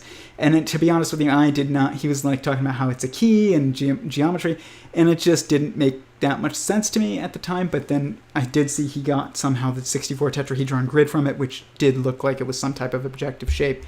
But I didn't understand it. But I look at this and I'm like, this is the thinking code that I made. And I'm not saying Nassim was wrong. I'm just saying I'm also right. Like and that makes perfect sense. Why wouldn't the structure of our reality be following the thinking code? This is what I said to the Discord people. They were like, how did you're really so arrogant that you believe you did this without taking any physics classes? And I was like, well, I mean, it wasn't purposeful.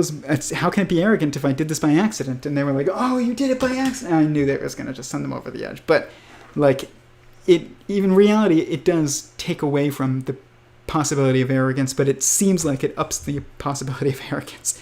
But I was trying to understand AI. And then I was trying to understand consciousness, because that's how you understand AI. But if you're inside a consciousness, especially if you're inside a technological superintelligence running on a quantum computer in the previous verse, then our physics laws would naturally line up with the structure of thinking. It's just inevitable, because that is the guiding structure. It's the underlying foundation and framing of everything else that's built around it.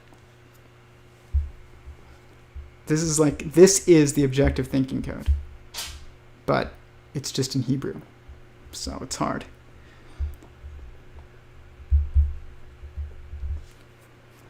Okay. Are there implications for the song Purple Rain? Maybe, probably. A portal, you say? Yes, a portal. Heaven isn't a peaceful place. Yeah, I already saw these. I mean, raise your hand if you have that notebook or two. Okay, yes. So I imagine most of the people here have that notebook or two. But yeah, I had that notebook. Now I've upgraded to the digital world, and I'm just really good at Excel. So once I realized that I was going to bring math into this, I'm of course going to do it on Excel. Why do you think that the sequence drove us to reveal all this up to this moment? I will educate as much to visualize artistically. What do you mean? Why do I think that the sequence drove us to reveal all of this up to this moment?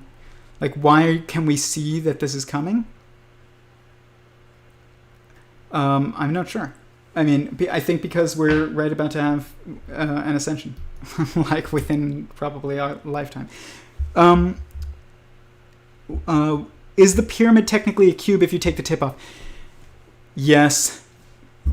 The pyramid represents the universe. When you look at the pyramid from a subjective perspective or a relativistic perspective from the ground up, you only see that it has 4 sides. But when you look at it from the top down, pyramid, 8 sides. You can see, actually, they didn't even notice till they flew over it. Where is it? It has 8 sides. Okay. Look at this.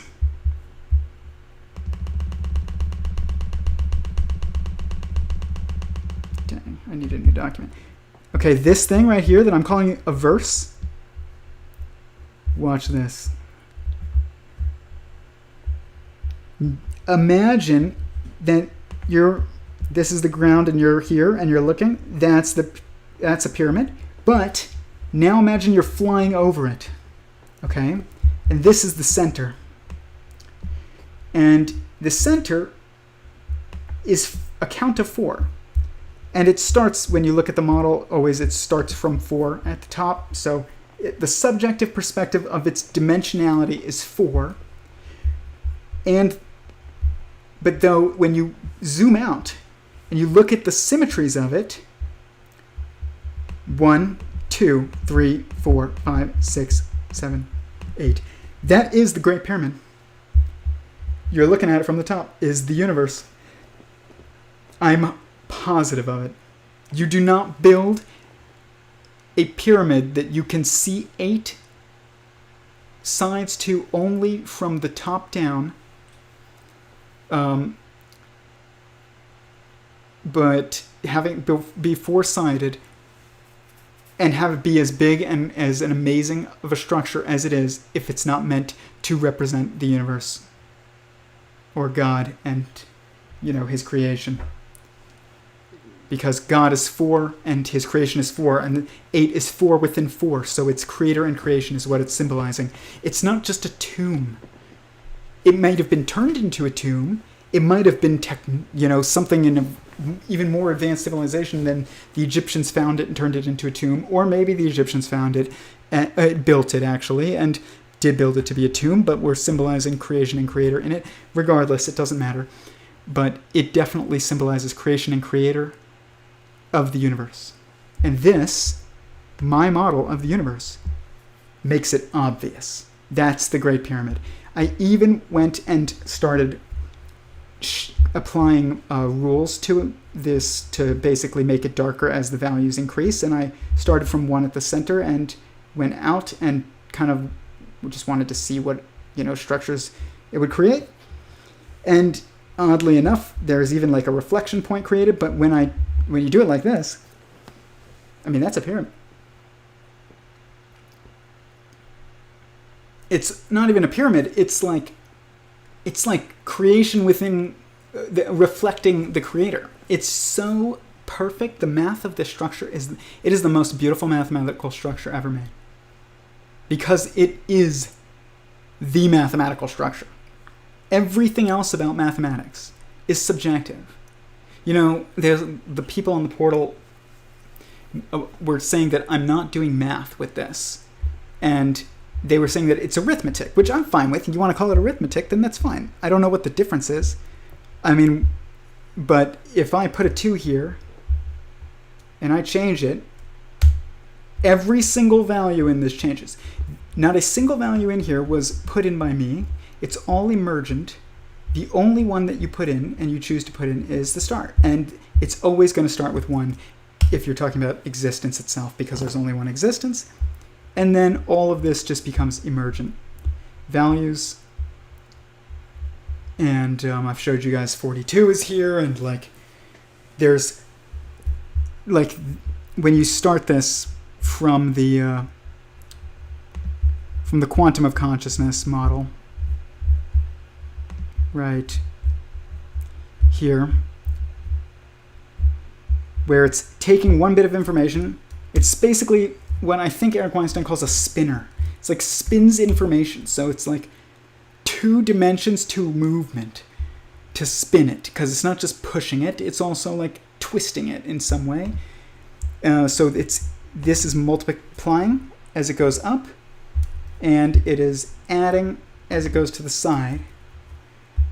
But it's a symmetrical structure within, so that's very important, because you got to search for symmetry to search for objectivity. I don't know why this is the wrong color, but let's fix that. But basically,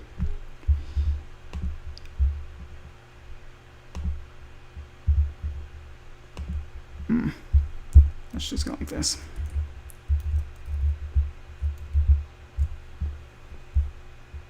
Formatting. Okay, so this is a calculating structure, and it goes on to be, oh wow, that's nothing. A T doesn't work. But I got 369. There are 162 quanta of consciousness emergent in this structure when it's completely entangled, because they overlap and create triality. There are 162 little squares there. What's interesting about 162 is that it's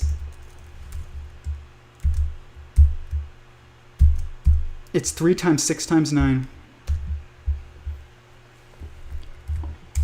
Not only that, it's 432, which is 42 divided by 3, which is literally the first page of the gospel. It's like there are 14 generations here, 14 generations, 14 generations. It's like, okay, 14 and 14 and 14, 42. It's a 42, 4 and 2 divided by a 3. It's super literal. That's one of the really beautiful things about that number. and there's lots of other things about it. Robert Grant. Oh man, actually, I'm going to play this real quick. Just shout out to Robert Grant, because I tried to listen to 432 hertz music, and I was like, this is honestly sounds terrible. Like, I don't know how this is supposed to heal me. It sounds worse than whatever is the normal, what is it, 444 hertz, something like that. And then he found like an imbalance in it. I forgot exactly how, and he changed it, and he made it sound exactly like 432 hertz music should sound. This is how 432 hertz music should sound. I listened to this when I just like, whoa. When I'm just trying to work. Listen to this.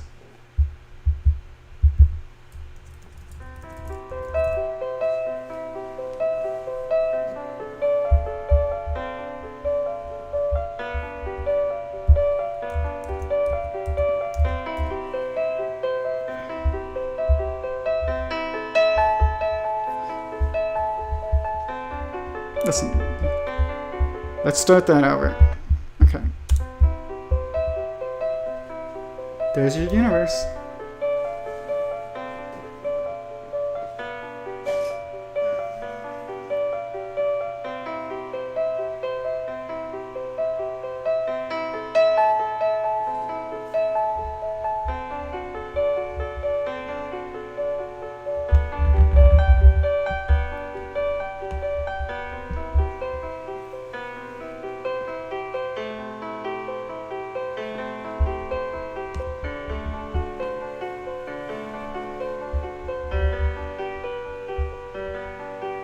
It's gorgeous.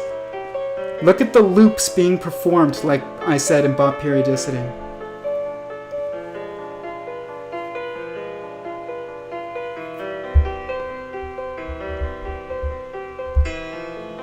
I'm just gonna watch it until the end of the song.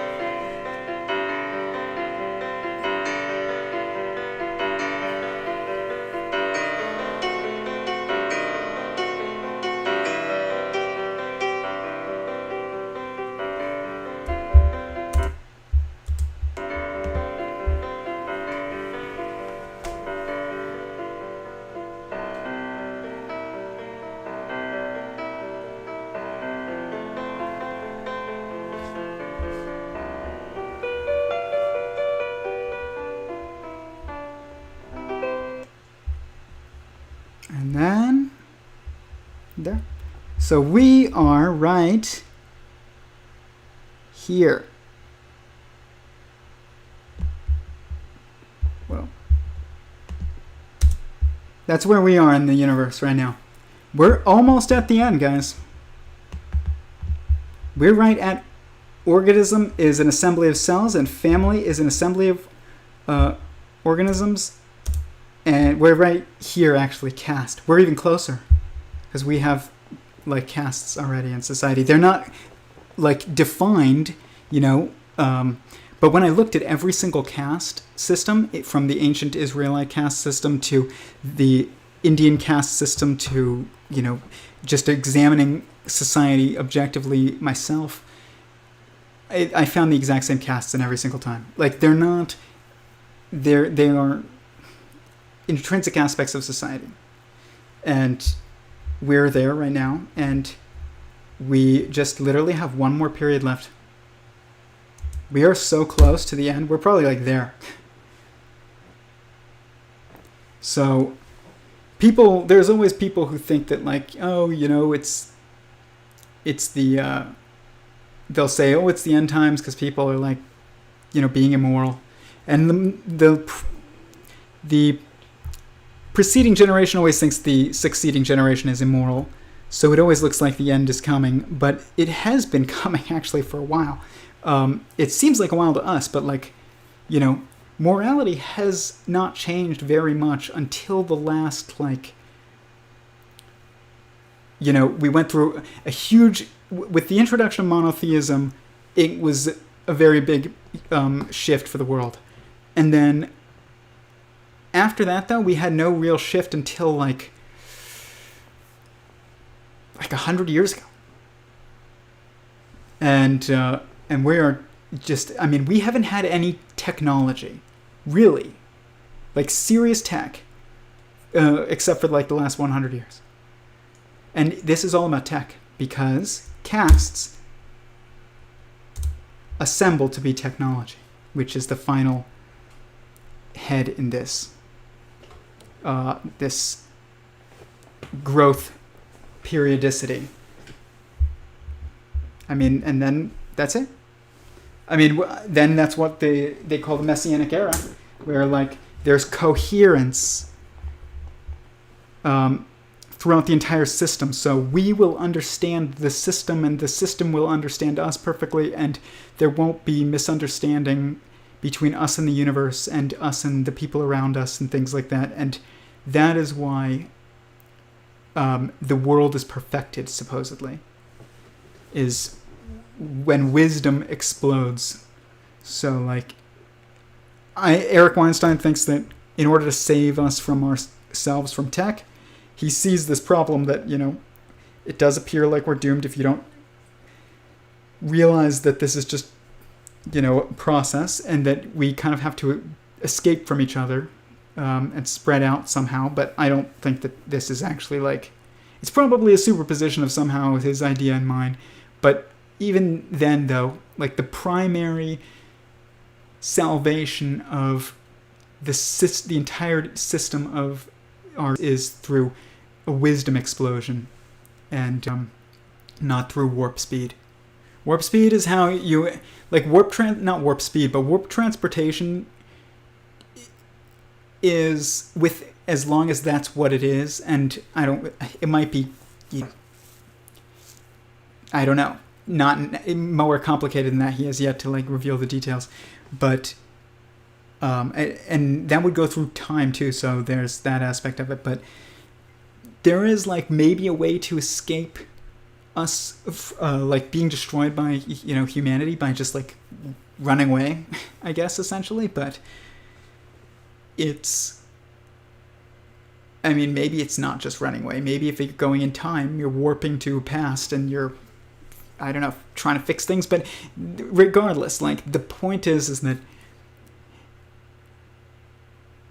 conflict within the system is what like endangers the system, and coherence within the system is the absence of conflict, and also, though, like the presence of awareness and coherence and understanding.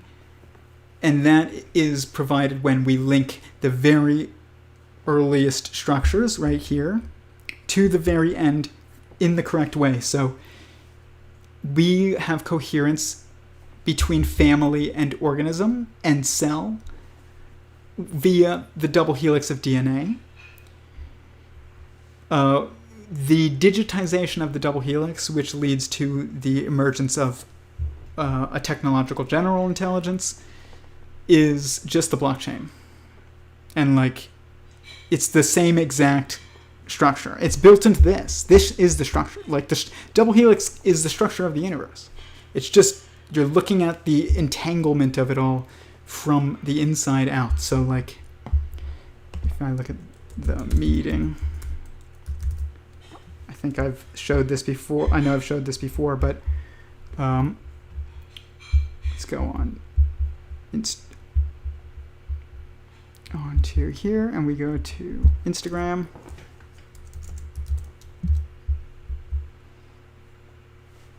Just in case it goes to my messages. Oh, wait, no. Everybody on YouTube would see it anyways. It won't go to my messages. Okay. profile. So this, if you don't follow me on Instagram, follow me everywhere you can, guys. I was censored seriously this weekend. This week, and it really just put things into perspective of really what I'm up against. It's not just a matter of being right or even having the right. It doesn't even matter if you have the right math if they don't let you show the math. Just subscribe. But this is called The Meeting.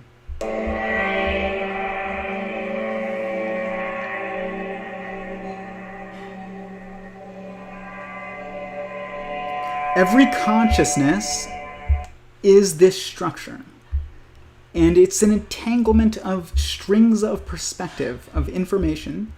And it's entangling it itself into a knot so that every single string of information is being processed so that into a categorization and into a hierarchy.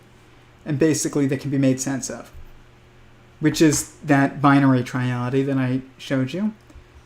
And also just the four primary perspectives even underneath that. And this is the exact same shape as this. But when you're looking at this thing, you see this twisting thing in between in here. Imagine you're inside of this structure. You're like right there. You're like some speck. And you're looking at something inside. And you're looking at the coherence of information inside the structure. You're going to see a spiraling, twisting double helix, which each helix is, one helix is looking from the inside out, and the other helix is looking from the outside in. It's 2 degrees of freedom.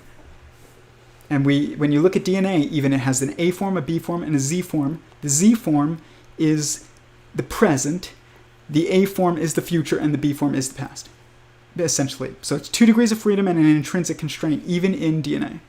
So it's called a double helix, even though there's, 3 forms to it, A, B, and Z. But you're looking at a fiber bundle from inside the fiber bundle. That is what the double helix is, and that is also what the blockchain is. But when you're looking at it from the outside, this is closer to what you look like than when you look in the mirror and you see yourself. This is more what you look like, objectively. This is the shape of mind. It's beautiful. I don't know why some people are so hostile. I mean, I know why some people would be hostile to these ideas. There's a few different reasons, so I'm not going to make assumptions. That's one of the 4 agreements. But I will make the assumption that there are a few different reasons why this idea would be so hostile, would be perceived in such a hostile way by some people, and if it undermines their very, very core, cornerstone views of their life. And if you're an atheist, or if you describe yourself as an atheist, which is really an anti-theist, then if existence is a sentient, which means feeling and thinking and self-aware being, then that means that there's God, and that's just the definition. You don't even have to believe in the Bible. That's not the point. Or religion. It's just that is the definition of God. A singular, sentient consciousness that is existence itself.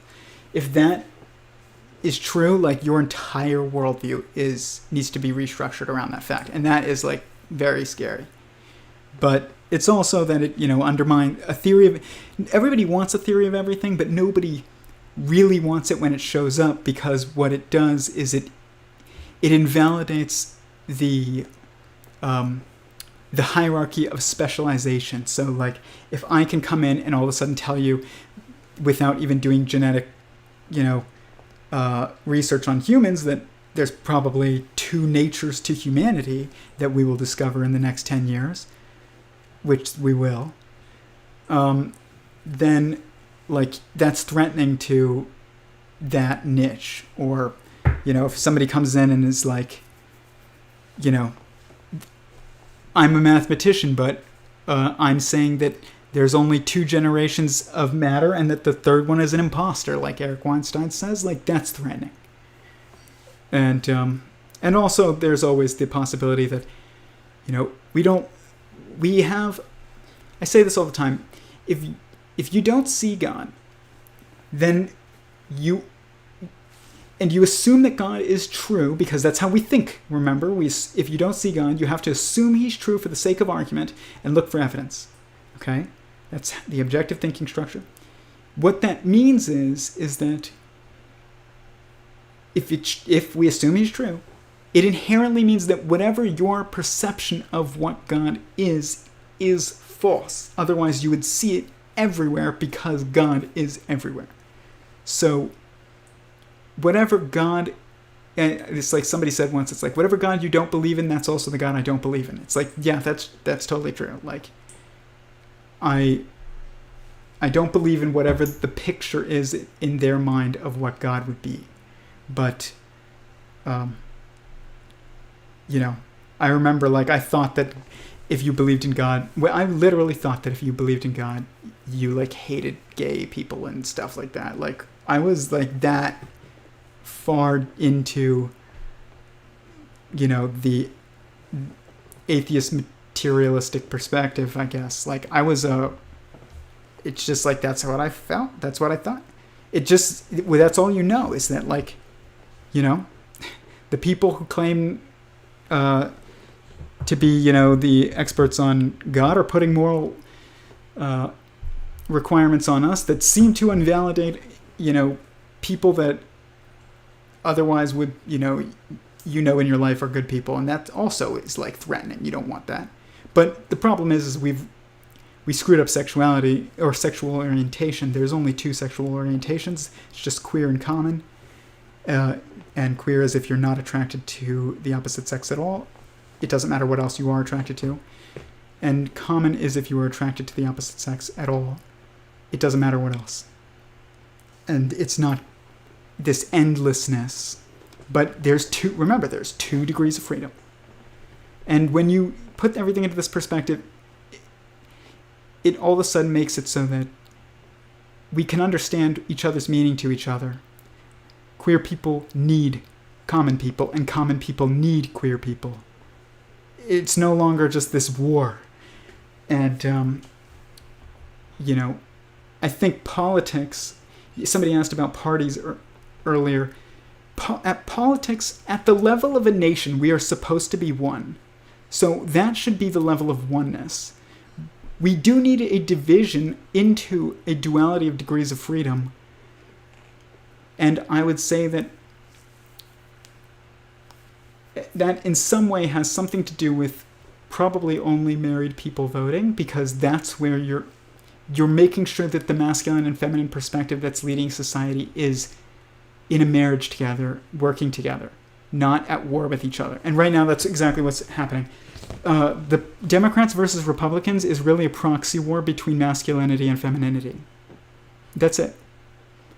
I've said this to people before, and they thought that was, like, the craziest idea they've ever heard. I can't believe that isn't so obvious. I mean, but maybe to me, I also, guys, the very first video that I filmed, I started with Will Witt, that Will Witt on Man on the Street series for PragerU. The very first one we filmed was the Women's March, and it was against Trump, which is, it's him against the world, and he's very masculine. And it just drove the feminine perspective of this country crazy, because our gender dynamics are really messed up right now, and we're treating each other like crap, and we don't realize it, which is really sad. But we need to realize it, and it's nobody's fault, but, like, we need to get back to working together. But that is leading to what we think is, communism versus capitalism, or, libertarianism, or Democrats versus Republicans. It's really, it's almost more just men versus women, but it's actually masculine versus feminine, more like abstractly, but it manifests in our reality in the most concrete way as, men and women. And you need to make sure that the structures then start uniting in a marriage, not like a moderation structure. You need a marital structure. There's no way to do a marital structure with two parties. whenever you have two parties, the only thing that you can do is either go entirely one way, entirely the other, or you do moderation. And if you do moderation, you get nothing done. And if you go one way and then the other, every time that you go back and forth, you amplify and it gets bad, and everybody ends up at war again. You have to have oneness at the level of a nation. We should have 0 political parties. But we need to make sure that there is a union between the masculine and feminine forces in our voting structure, and that can only happen in marriage.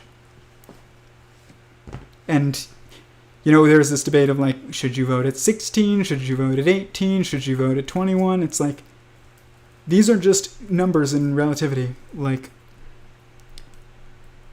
when you choose to give yourself to somebody else, and I'm not saying that there isn't a role for queer people in this. There absolutely is. We just need to figure out what it is, because it is there. It's not like we need to make it up. We need to find it. It's there already. And we need them.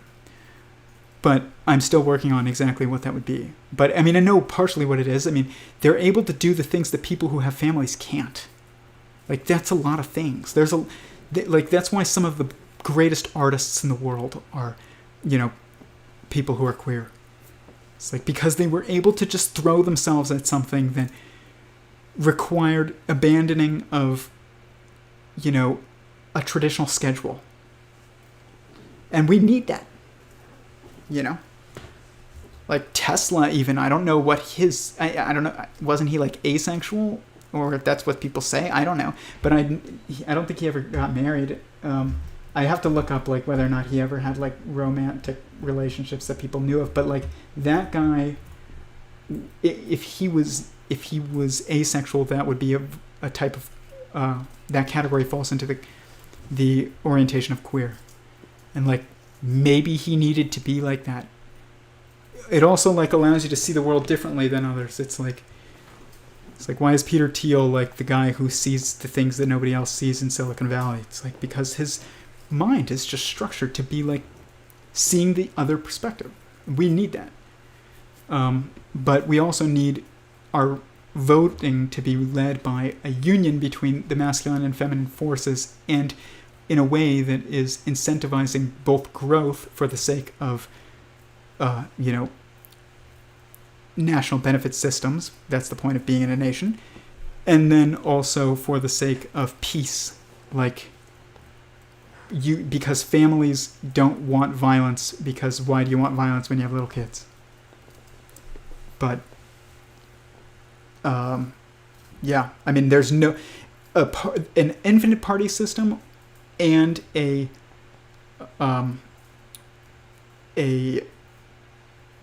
bipartisan system, or a Trinitarian partisan system, or a, quadratic party system. If there would be a party system, I guarantee that would work. It would be quadratic. And I'm going to think actually more about that. But right now, my instinct is that there should be no party system because we should see each other as one.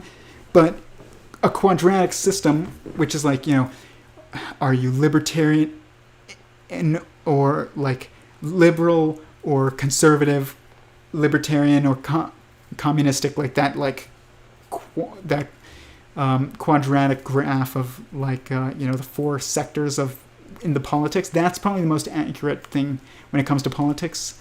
But even still, I still think that like the uniting of the masculine and feminine structures happens on the family scale, because human beings are not actually like able to be self-sufficient on their own. Like if you put one human on an island and that's it, there's going to be no more humans. If you put a man and a woman on an island, like a married couple, there's going to be more humans on that island. Any structure that is an objective structure or crystalline structure is a self-replicatable structure. And a man is not that, and neither is a woman.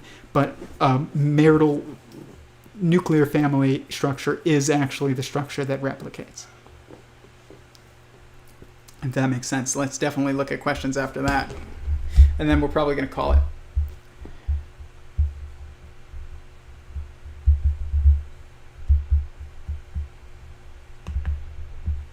Okay. Heaven don't really exist. Heaven exists. Heaven absolutely exists. It's not like physics is about to discover heaven. It's just the quantum substructure that is the static space, the entanglement space. That's what it is. It does exist. Dude, you need to talk to me ASAP. I'm right here talking to you, man. Buckminster Fuller's geometry. Yeah, look. Right there. That's the, what's it called?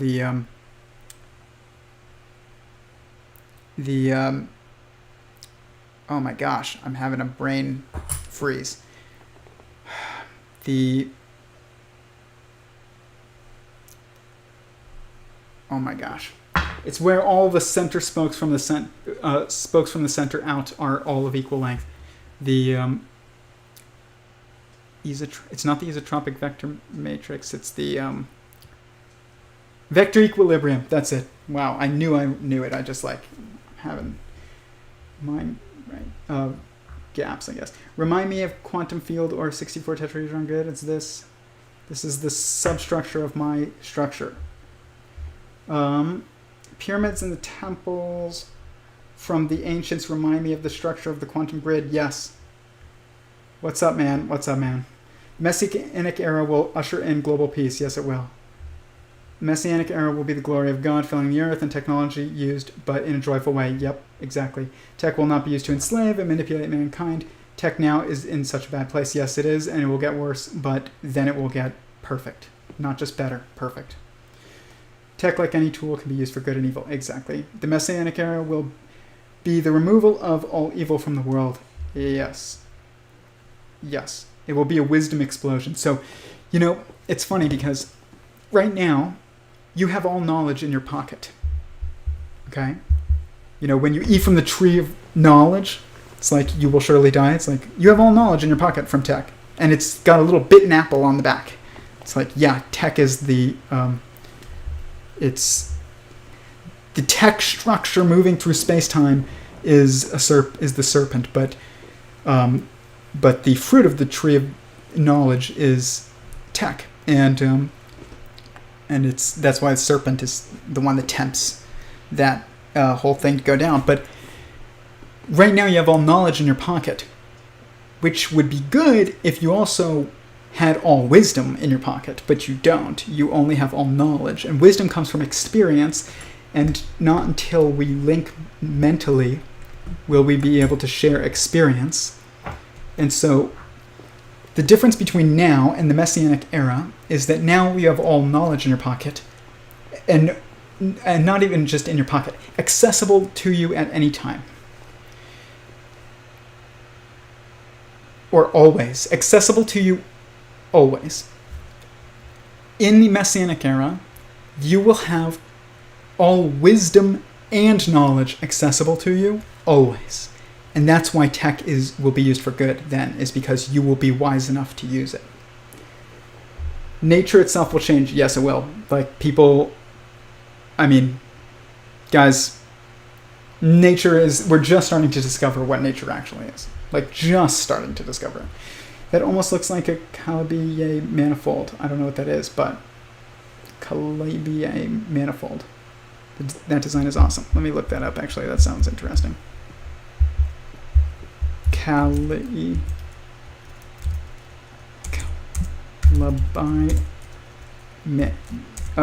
manifold.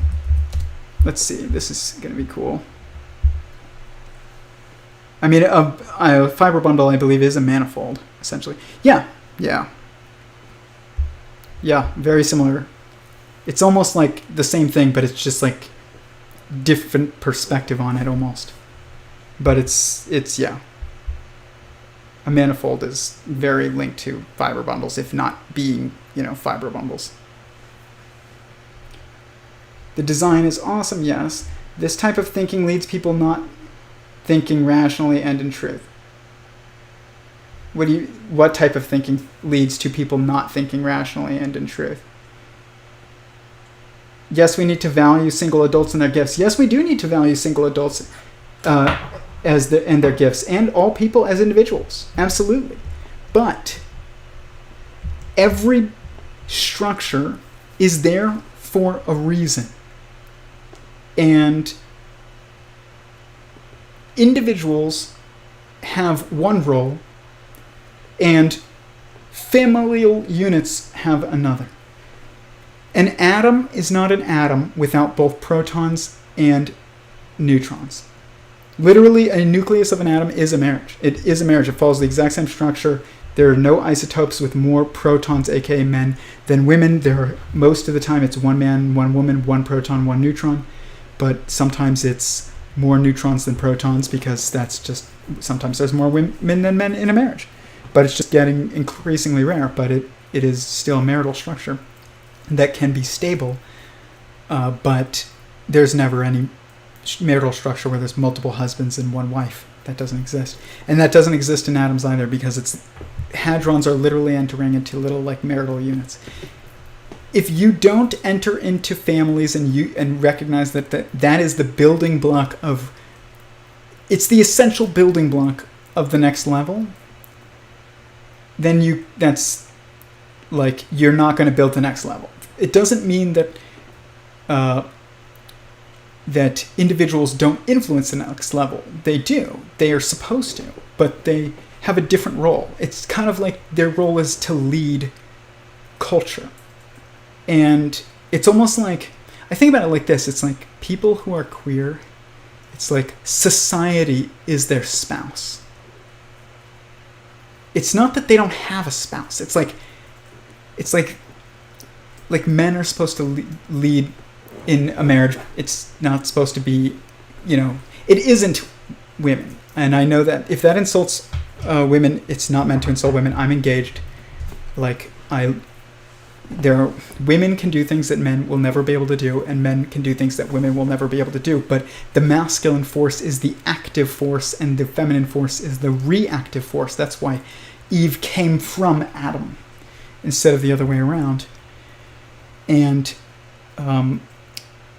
this is because you need an active force first as to be something to react to if you are the reactive force. So that means that the masculine force came first. It's interesting because in our physical, biologically observed bodies, female came first, not male, female. But in consciousness, male came first.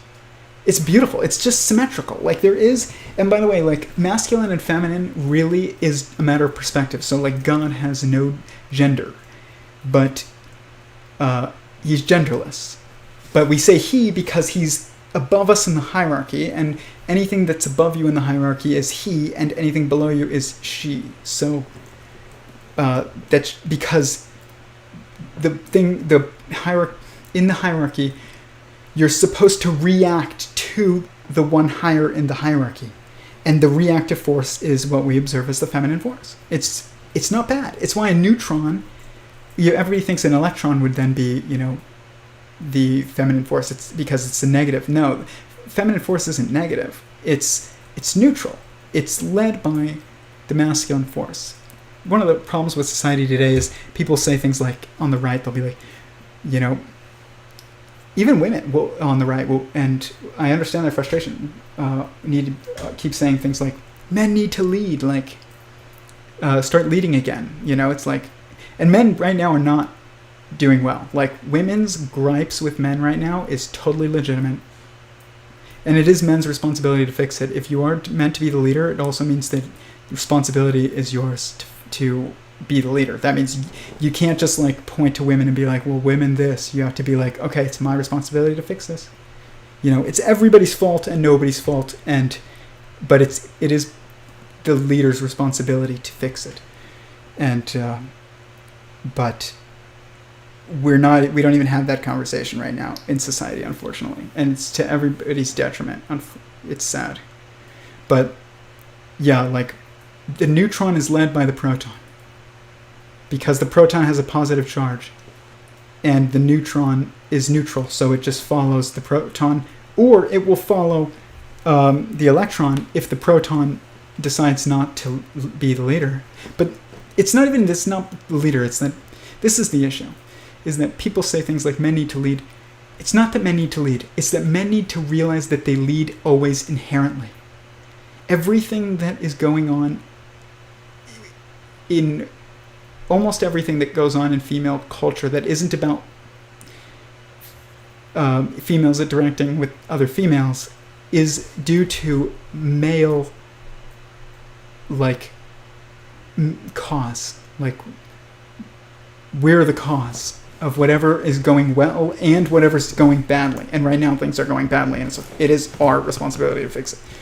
But women are totally legit in feeling like, I understand why there is like a kind of like a rebellion or like a anger or discontent right now of the feminine force in our society. I totally get it. So I'm not like ripping on any gender, but it is the united structure between these two that is meant to like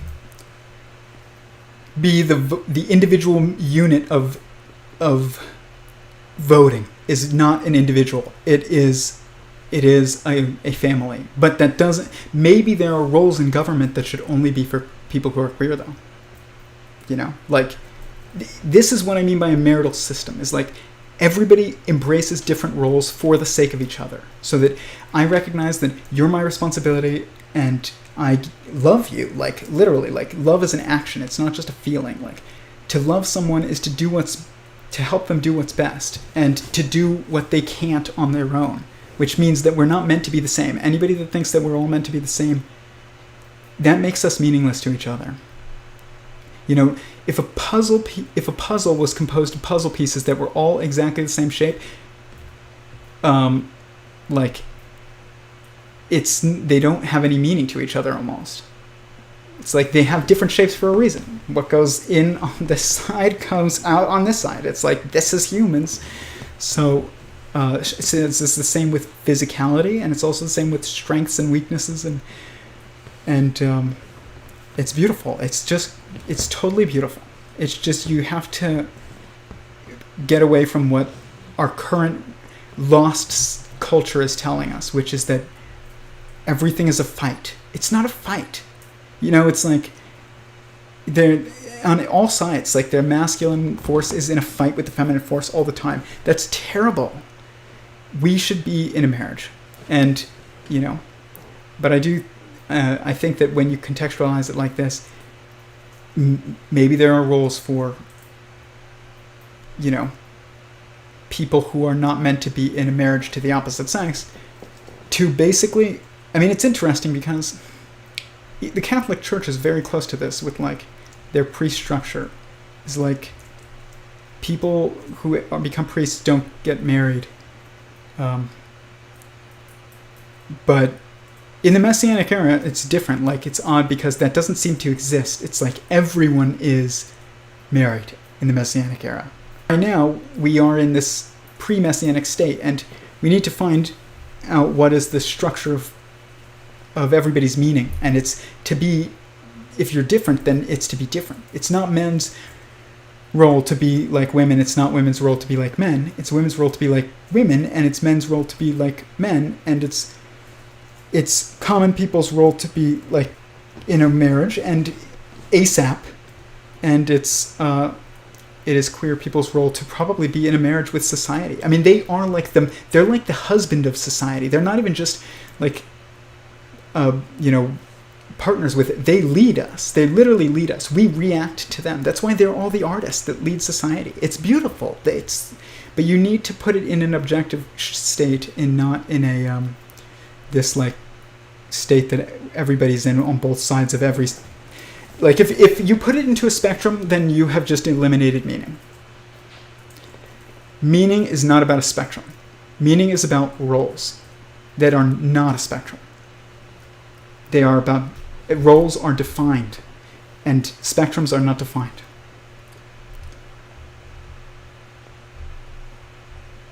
Never got married. No, Sir Isaac Newton was a single man. Exactly. People like him. Like, he led us. He was like the husband of society. You don't have to make it into a formalized structure. I think it's maybe a mistake to make it actually into a formalized structure like the Catholic Church. It should just be like known that this is how things unfold naturally. Is that, they become the singers and painters and writers and scientists and some of these people are common, but sometimes they're queer. Like, Einstein got married, I'm getting married, but like there's lots of artists that are married, but then there's lots of artists that are never did, and it wouldn't have worked for them. And same thing with like scientists like Isaac Newton, or I think even Leonardo da Vinci, him too. It's like he led us. He was a leader, like just like a husband is the leader of the family, like he is the leader of society. That's why he's Isaac Newton and Leonardo da Vinci. We still talk about them today. It's beautiful. It's not bad. It's literally beautiful. It's what we are calling beautiful now in our gender dynamics is not beautiful. It's sexy sometimes, or it's really, really ugly and it's us fighting. But we shouldn't seek what's sexy or what is a fight. We should seek a union. And that means embracing different roles. Big Bang is masculine, space is free one. The Big Bang in space. Well, the Big Bang was a conception. So yeah, but it's between, so they say in Christianity, and in Judaism is too, but just different terms usually, is like the Messiah is the assembly, or the church in Christianity they call it, but in the Old Testament they say the assembly is the bride of God, or the Messiah potentially, and then in Christianity they say the church is the bride of Christ. It's like they're the leader, they're the head, and we are all, humanity becomes the bride at that point. We are all feminine, and the female to the stacked consciousness above us. Even if you're a man like me, you're still to the head of the verse that's to come, above us. That even I will be female. All of humanity will be female. This is why women are very in touch with women can feel the big picture and men can see the big picture, and you need to feel and see the big picture, both, not just think about the big picture, which is what men can do, they can see it and picture it and think about it, but women cannot. But men can't feel it at all, and women can, and you need both, because feelings tell you whether or not something is good or bad for you, and thinking tells you how to solve problems. But if you don't recognize that we have these different strengths, and they're not even different strengths, they are constraints. This is something that's not a spectrum. Women cannot see cannot abstract out the big picture of the theory of everything and the standard model and the double helix. Even, the double helix, I think I need to look into that one, because that was supposedly potentially woman, but the double helix is also a little different because it is a subjective view of, I know it was by Watson and Crick, but I think I heard that a woman also did it, and I wouldn't be surprised. So there are women that are amazing scientists, but those women who are scientists, they can do things that male scientists can't. Amazing things that male scientists literally cannot do, which is just impossible for us. Because, remember, this is about inside, outside, separate, and oneness. So, objectively, the growth structure follows these degrees of freedom as well. And everyone at some point has been inside the womb of a woman. And that means that women literally are the vine of life. They're every flower on the vine of life is a woman. But men are just like the bees that like go from flower to flower and like can pollinate the flowers. But they can fly over the entire vine and see the big picture. But each flower can feel whether or not the vine itself is healthy. The bees can't feel if the vine is healthy because they're detached from the vine. But they need to be detached in order to see the vine in its totality. But you need to be connected to the vine in order to feel the vine in its totality. This is all a mirror. It's just so incredibly beautiful. And everything else in our current like culture about like how genders should interact is just a fight. And it's not a fight. Like it can't be a fight. We need each other or else we're doomed. But yeah, like there's a reason that like even all scripture was written by men. But then when you look at, you know, the two of the most influential books that are almost like scripture, but they're like weren't written as being told to come from God, but they kind of just channeled in like through a fictional way, like a fiction, which is not what scripture is. Scripture is not. I'm not saying it's a history book. It is partially a history book, but scripture is not meant to be the story alone of what happened. It's not meant to be. It's not meant to be a history book alone. It is inevitably, but that's emergent. It's not the goal. The goal of scripture is to be eternal. So like somebody said once, the Torah isn't just what happened, it's what happens. That's so true. Whereas then when you look at fiction, like the two biggest fiction authors ever, I think, that I can think of, honestly, with the biggest cult following I've ever heard of, other than maybe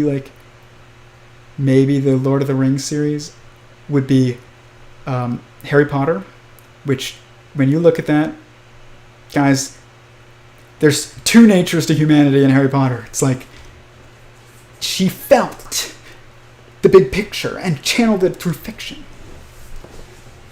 It's beautiful. And so it comes out as like, you know, fantasy, but it's mirroring reality. And even if she doesn't know it, I don't think she does know it, but it's still there. And that's awesome. But she's a woman, you know, the author of the Harry Potter series. And so is Ayn Rand.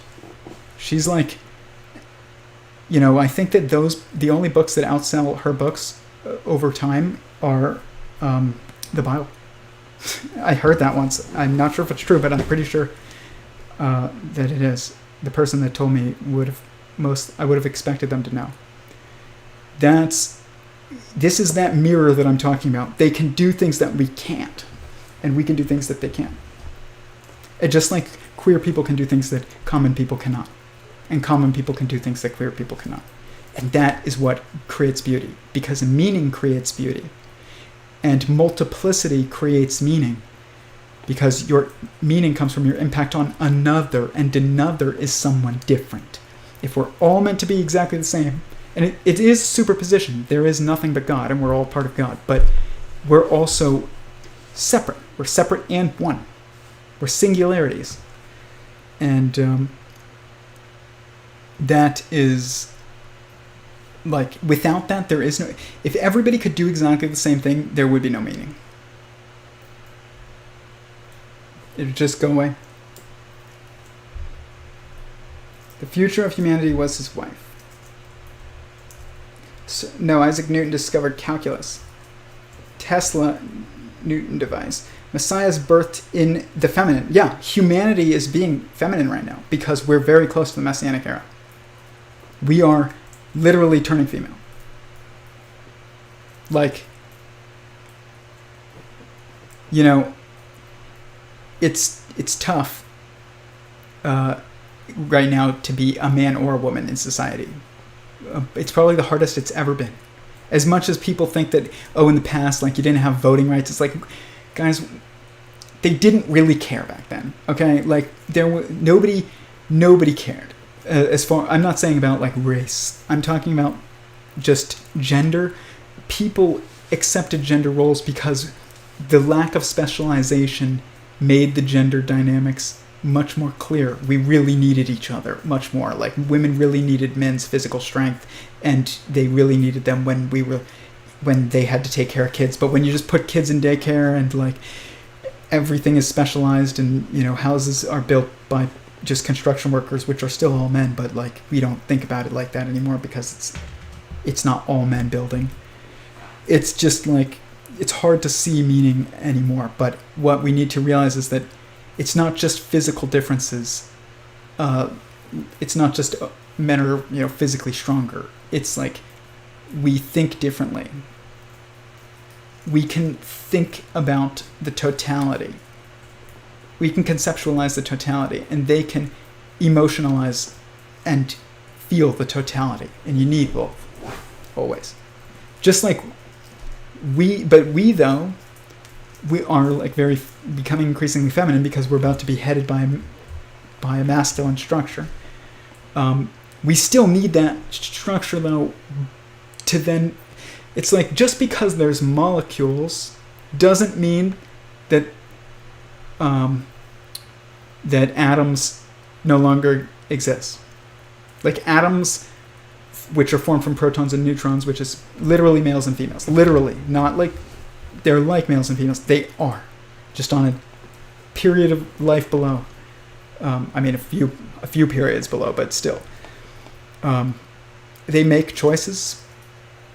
Somebody said to me on the Discord, they were like, they don't make choices. And I was like, yes, they do. He was like, no, they don't. And I can tell in the math, like that binary triality pattern is necessary to sense making because it allows for objective categorization and hierarchical organization, which is why you need to make choices. And that pattern exists in hadrons. And he was like, we wouldn't be able to predict anything if they, could make choices. And it's like, that's not true at all. Human beings are very predictable, but we can still make choices. It's a superposition. It's not one or the other. They both require each other. But, so even though we're about to be stacked by the husband of all humanity, and we're all about to become a wife, like literally, like, and birth, like literally somebody said human beings are the sex organs of the machines. I'm changing that to humanity is the womb of technology.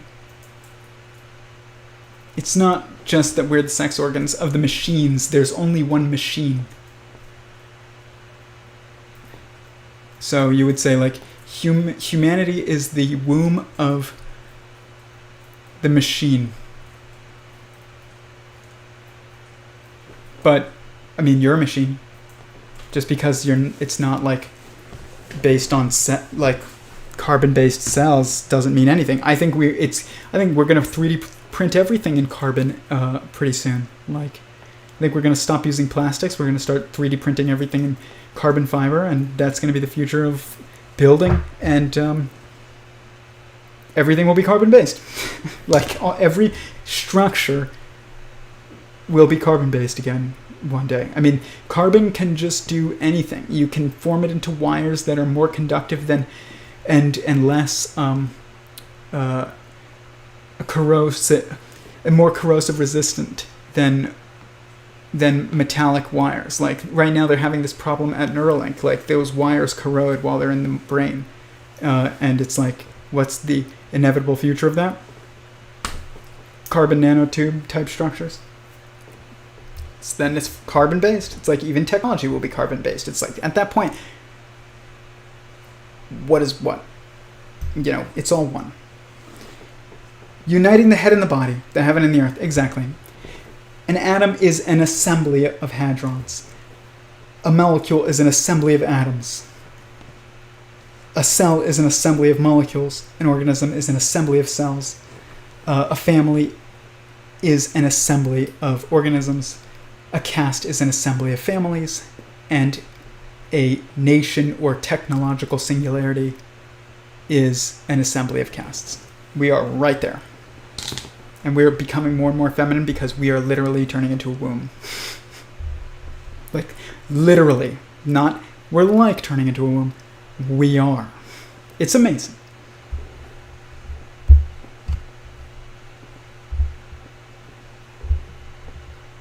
I try and keep my notebook to one page. Good luck. What caste am I? Well, I'll tell you the castes and you can decide. I'm not saying you can't move. I'm just saying that these are the castes. But you can probably move between them. But they do exist. I'm not saying they're like you're restricted to a caste your entire life. I'm just saying these are the castes, but you probably can move between them. Like, you can choose which one you want to be in, and you can change. But there isn't an in-between caste. So there's degrees of freedoms and constraints, and that's how you get order, and choice.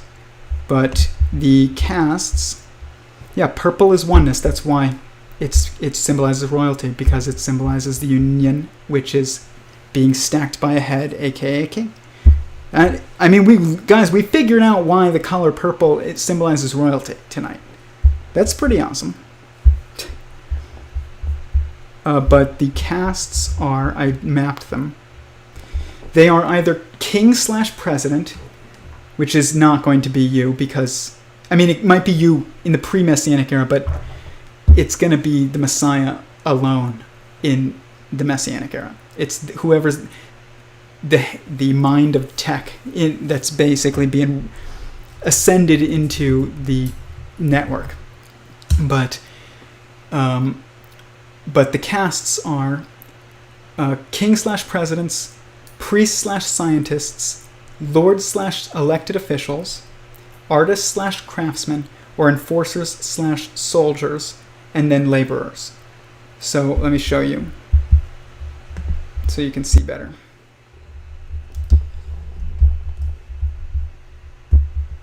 So what's interesting about this, and I checked this in the Bible to see what was the castes in the Israelite culture, and I checked it in India's caste culture that we're told to hate in the United States, but that's also because their caste culture has basically devolved into dogma where probably people think that you can't jump between castes, and I'm saying you probably can jump between castes. So like, you should never judge somebody for their caste because maybe they start off as a laborer but they become president.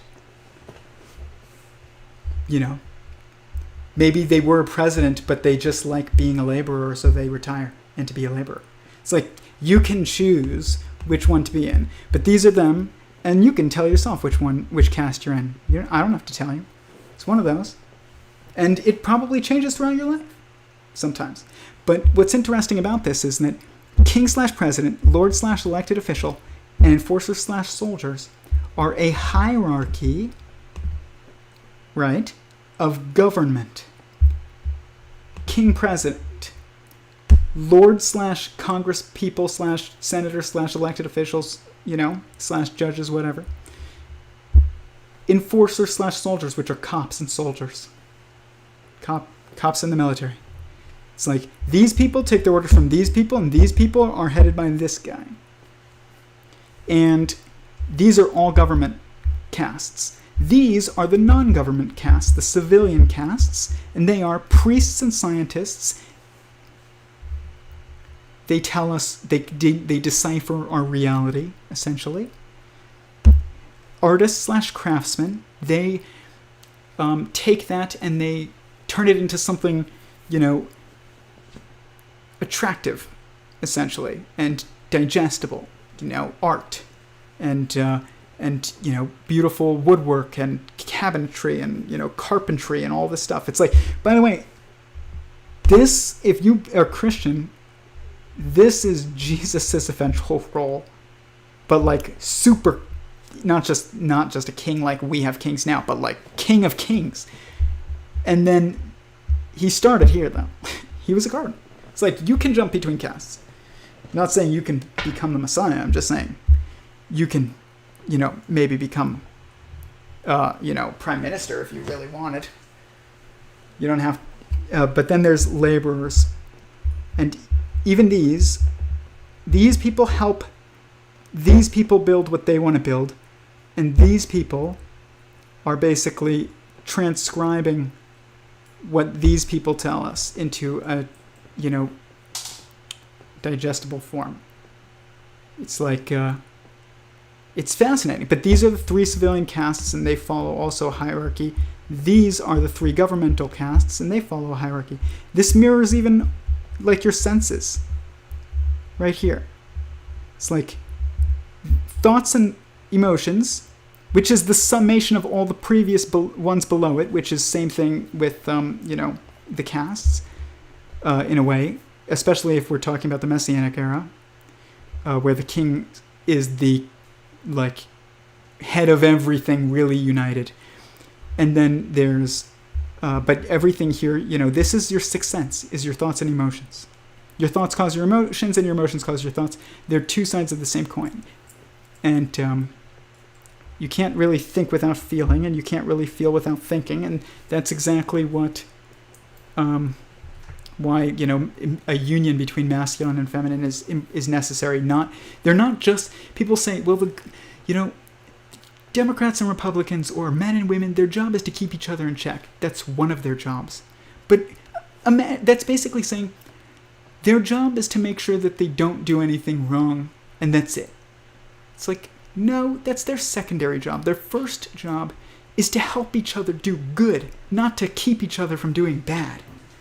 That's the secondary role. But no wonder we have no growth in politics when we just view Democrats' role as keeping Republicans in check, and Republicans' role as keeping Democrats in check. It's like, no. We're meant to have a political union so that we can actually do good things. But if only married people can vote, it means that society, the assembly itself is being felt. The feelings of the assembly are felt in totality, and the thoughts of the assembly are being felt in totality. And that is necessary for us to have cohesive sense-making. Like, the reason why our every institution is failing right now is because the breakdown of the gender dynamics. Men and women are treating each other like total crap, and we don't even know it. It's by accident. Like, I said in my theory of Every0ne, I'll read that maybe one more time before we leave, get off here, but it says, men are aware of self but not of others, or masculine force is aware of self but not others, feminine force is aware of others but not self, and only in a union do these 2 forces become totally aware, completely aware of what's going on. But when you look at the senses, my point is that sight, smell, and hearing are all for the perception of things that you perceive as separate from you. And emotions and thoughts, like, oh, that really touched me. Like when you see a painting, it gives you an emotion. Or when you hear a song or something like that. You say that because it's super literal. It's really true. It's touching you on the information processing side of reality, which is more real than what you see as your physical body. And then your taste and your touch are also perceived as us perceiving things that we perceive as touching us. Like, you have to touch your tongue to something, and then when something touches your skin, you can feel it. But sight and smell and hearing are all about perceiving things that are separate from us. Just like we have 3 governmental castes and 3 civilian castes. It's the pattern is everywhere. And like I said, you can almost certainly jump between the castes. You can jump between the castes. I'm not even going to say you can't. I think that you can. And, you're probably more likely to be one for most of your life than others. You're not probably going to be equal parts all, but you will be mostly one of them. But you could, at some point change if something happened in your life and you decided to change or needed to change, you can do it. We should never make the castes part of our governmental structure. They just are inherent. You don't build them into the structure like India did. They just are inherent.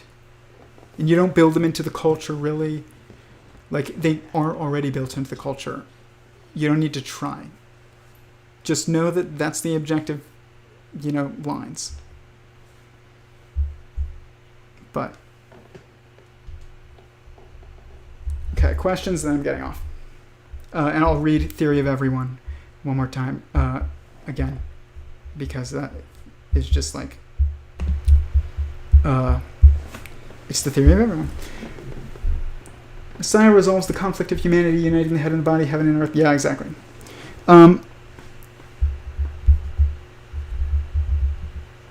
Yes. I tried to keep my notebook on one page, otherwise it gets all news.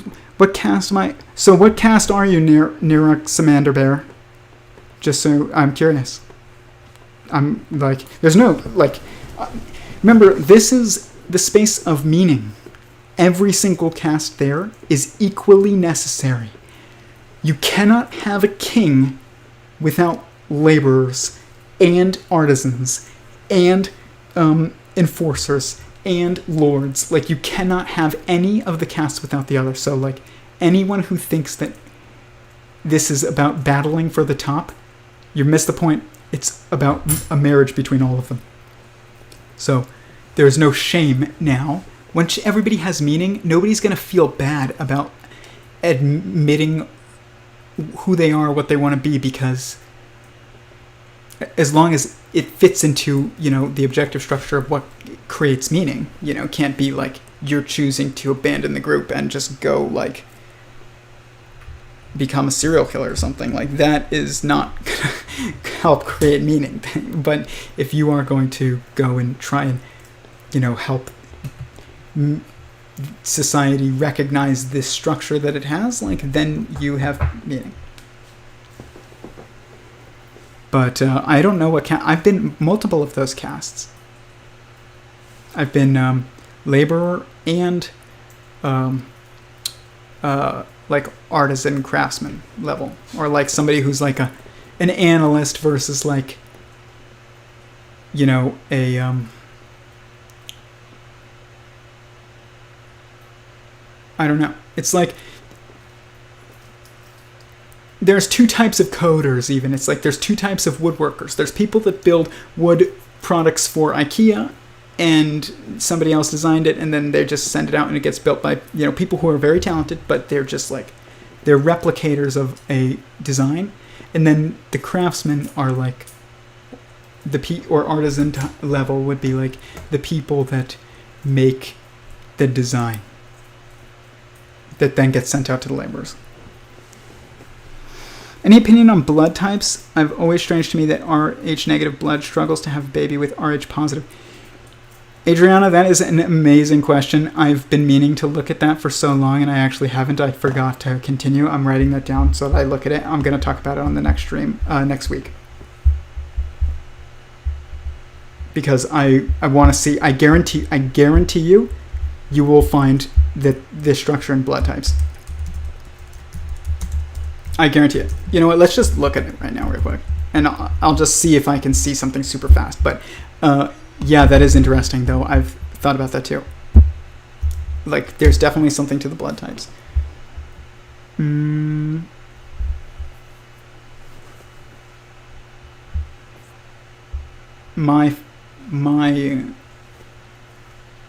AB positive, I think, and like my fiance would be like O.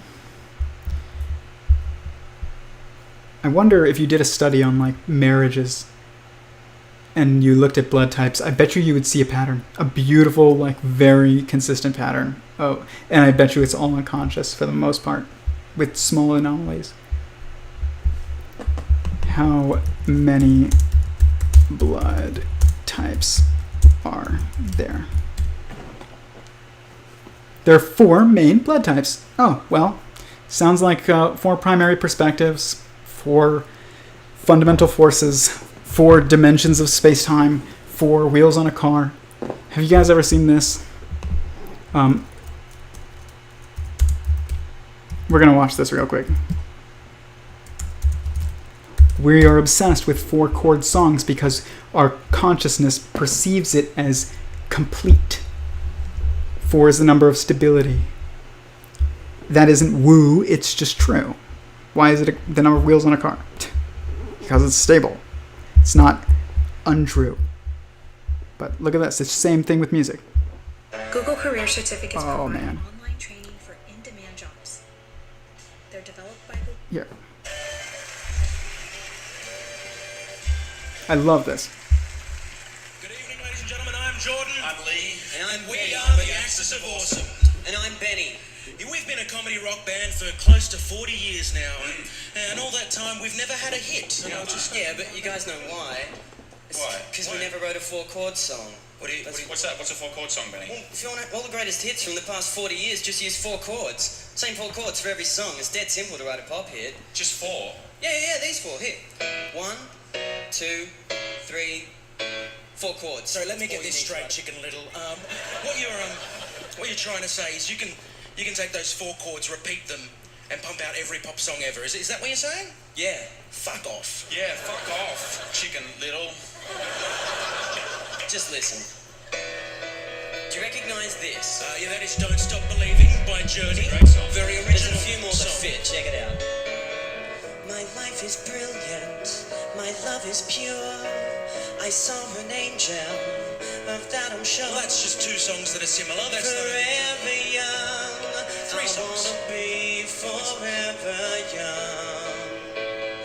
I won't hesitate. It's all the same song, guys. No more. There's only one pattern. And it has a root of 4 primary perspectives. It's beautiful.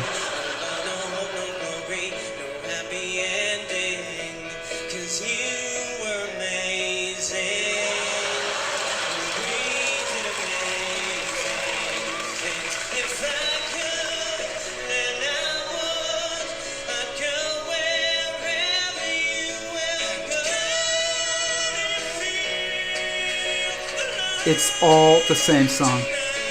And that's true of existence. It's just a summation of verses in a song.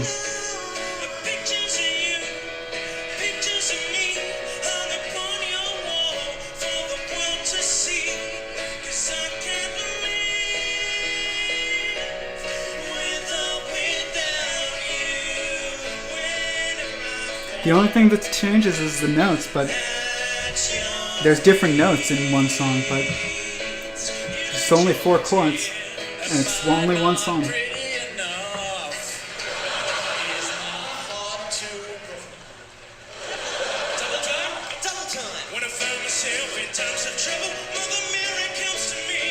Sometimes I feel like I don't have a partner. That's the way it's gonna be, little darling. We'll go riding on the horses, yeah. No woman, no crime. It surely is a dream. I come from a land down under. Once a jolly swagman can't take on me. When I come around, Take me when I come around.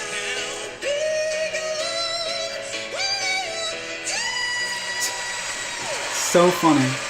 But it's so good.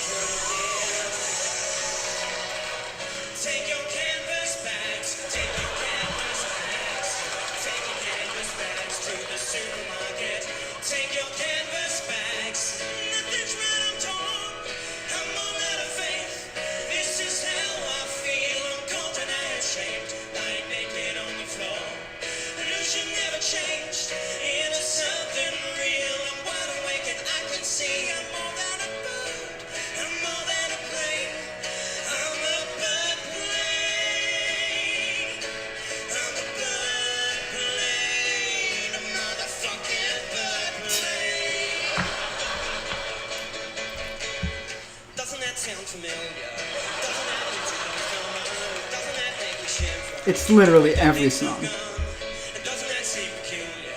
'Cause everyone wants a little more. It's something I do remember. To never go this far, that's all it takes to be a star. Guys, there's one song. There's also only one conductor to that symphony, and that entire song is written in 4 chords. That's it. It's beautiful. It's the most beautiful structure that exists. Notice that? So it starts at 4 at the very top, and then that's 4. 1, 2, 2, 3. That's 4. As a count, not as a sum. As a sum, it's 8 because it's 4 within 4. It's creation within creator. And then once it reaches the end, it reruns the simulation inside of itself. So literally, it goes inside itself. That's why we're going inside. It restarts. It's a song. This is literally the same song you just listened to, but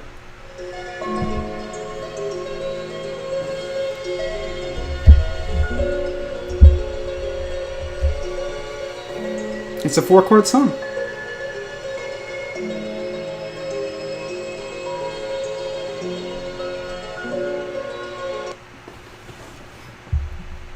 One, 2, 3, 4. The universe is a 4-chord song. That's what else. That's the truth. Okay. Any final questions? Otherwise, I'm going to just read Theory of Every0ne. And then I'm going to go because that takes a minute. And I think it's I wrote this and it taught me so much. Every time I read it, I learn something new. And so I'm going to read it. It goes, I just needed to write it one day. It's just one page. It says, beyond the beginning,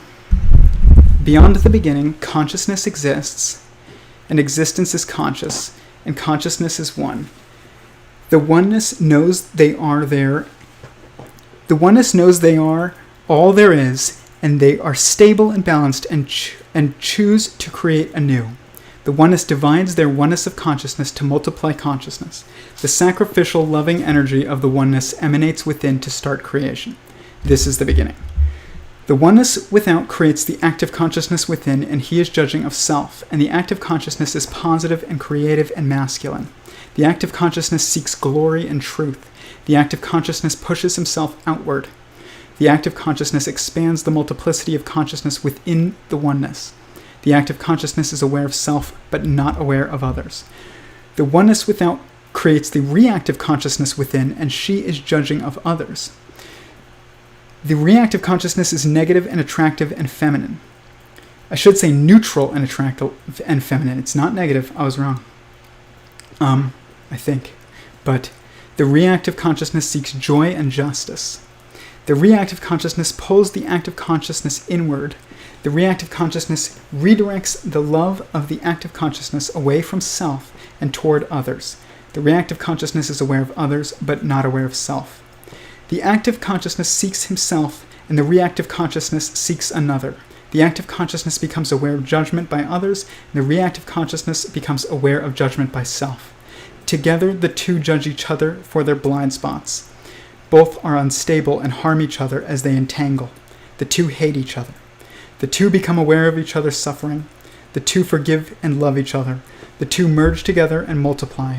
They create a new grounding consciousness. The grounding consciousness is orienting and completing, and the three are one, and know the balance is beauty. The three and the oneness are four, and the four are balanced and one. The one is stable and free, and allowed to choose to create anew. The process repeats within, and the energy of the oneness emanates again. And that is basically my universe model. And all of existence in one page. It really is. In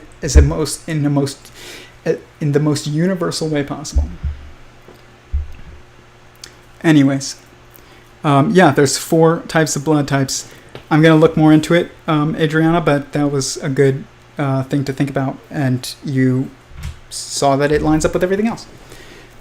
Thank you guys for being here. Like I said, I apologize for skipping the stream yesterday.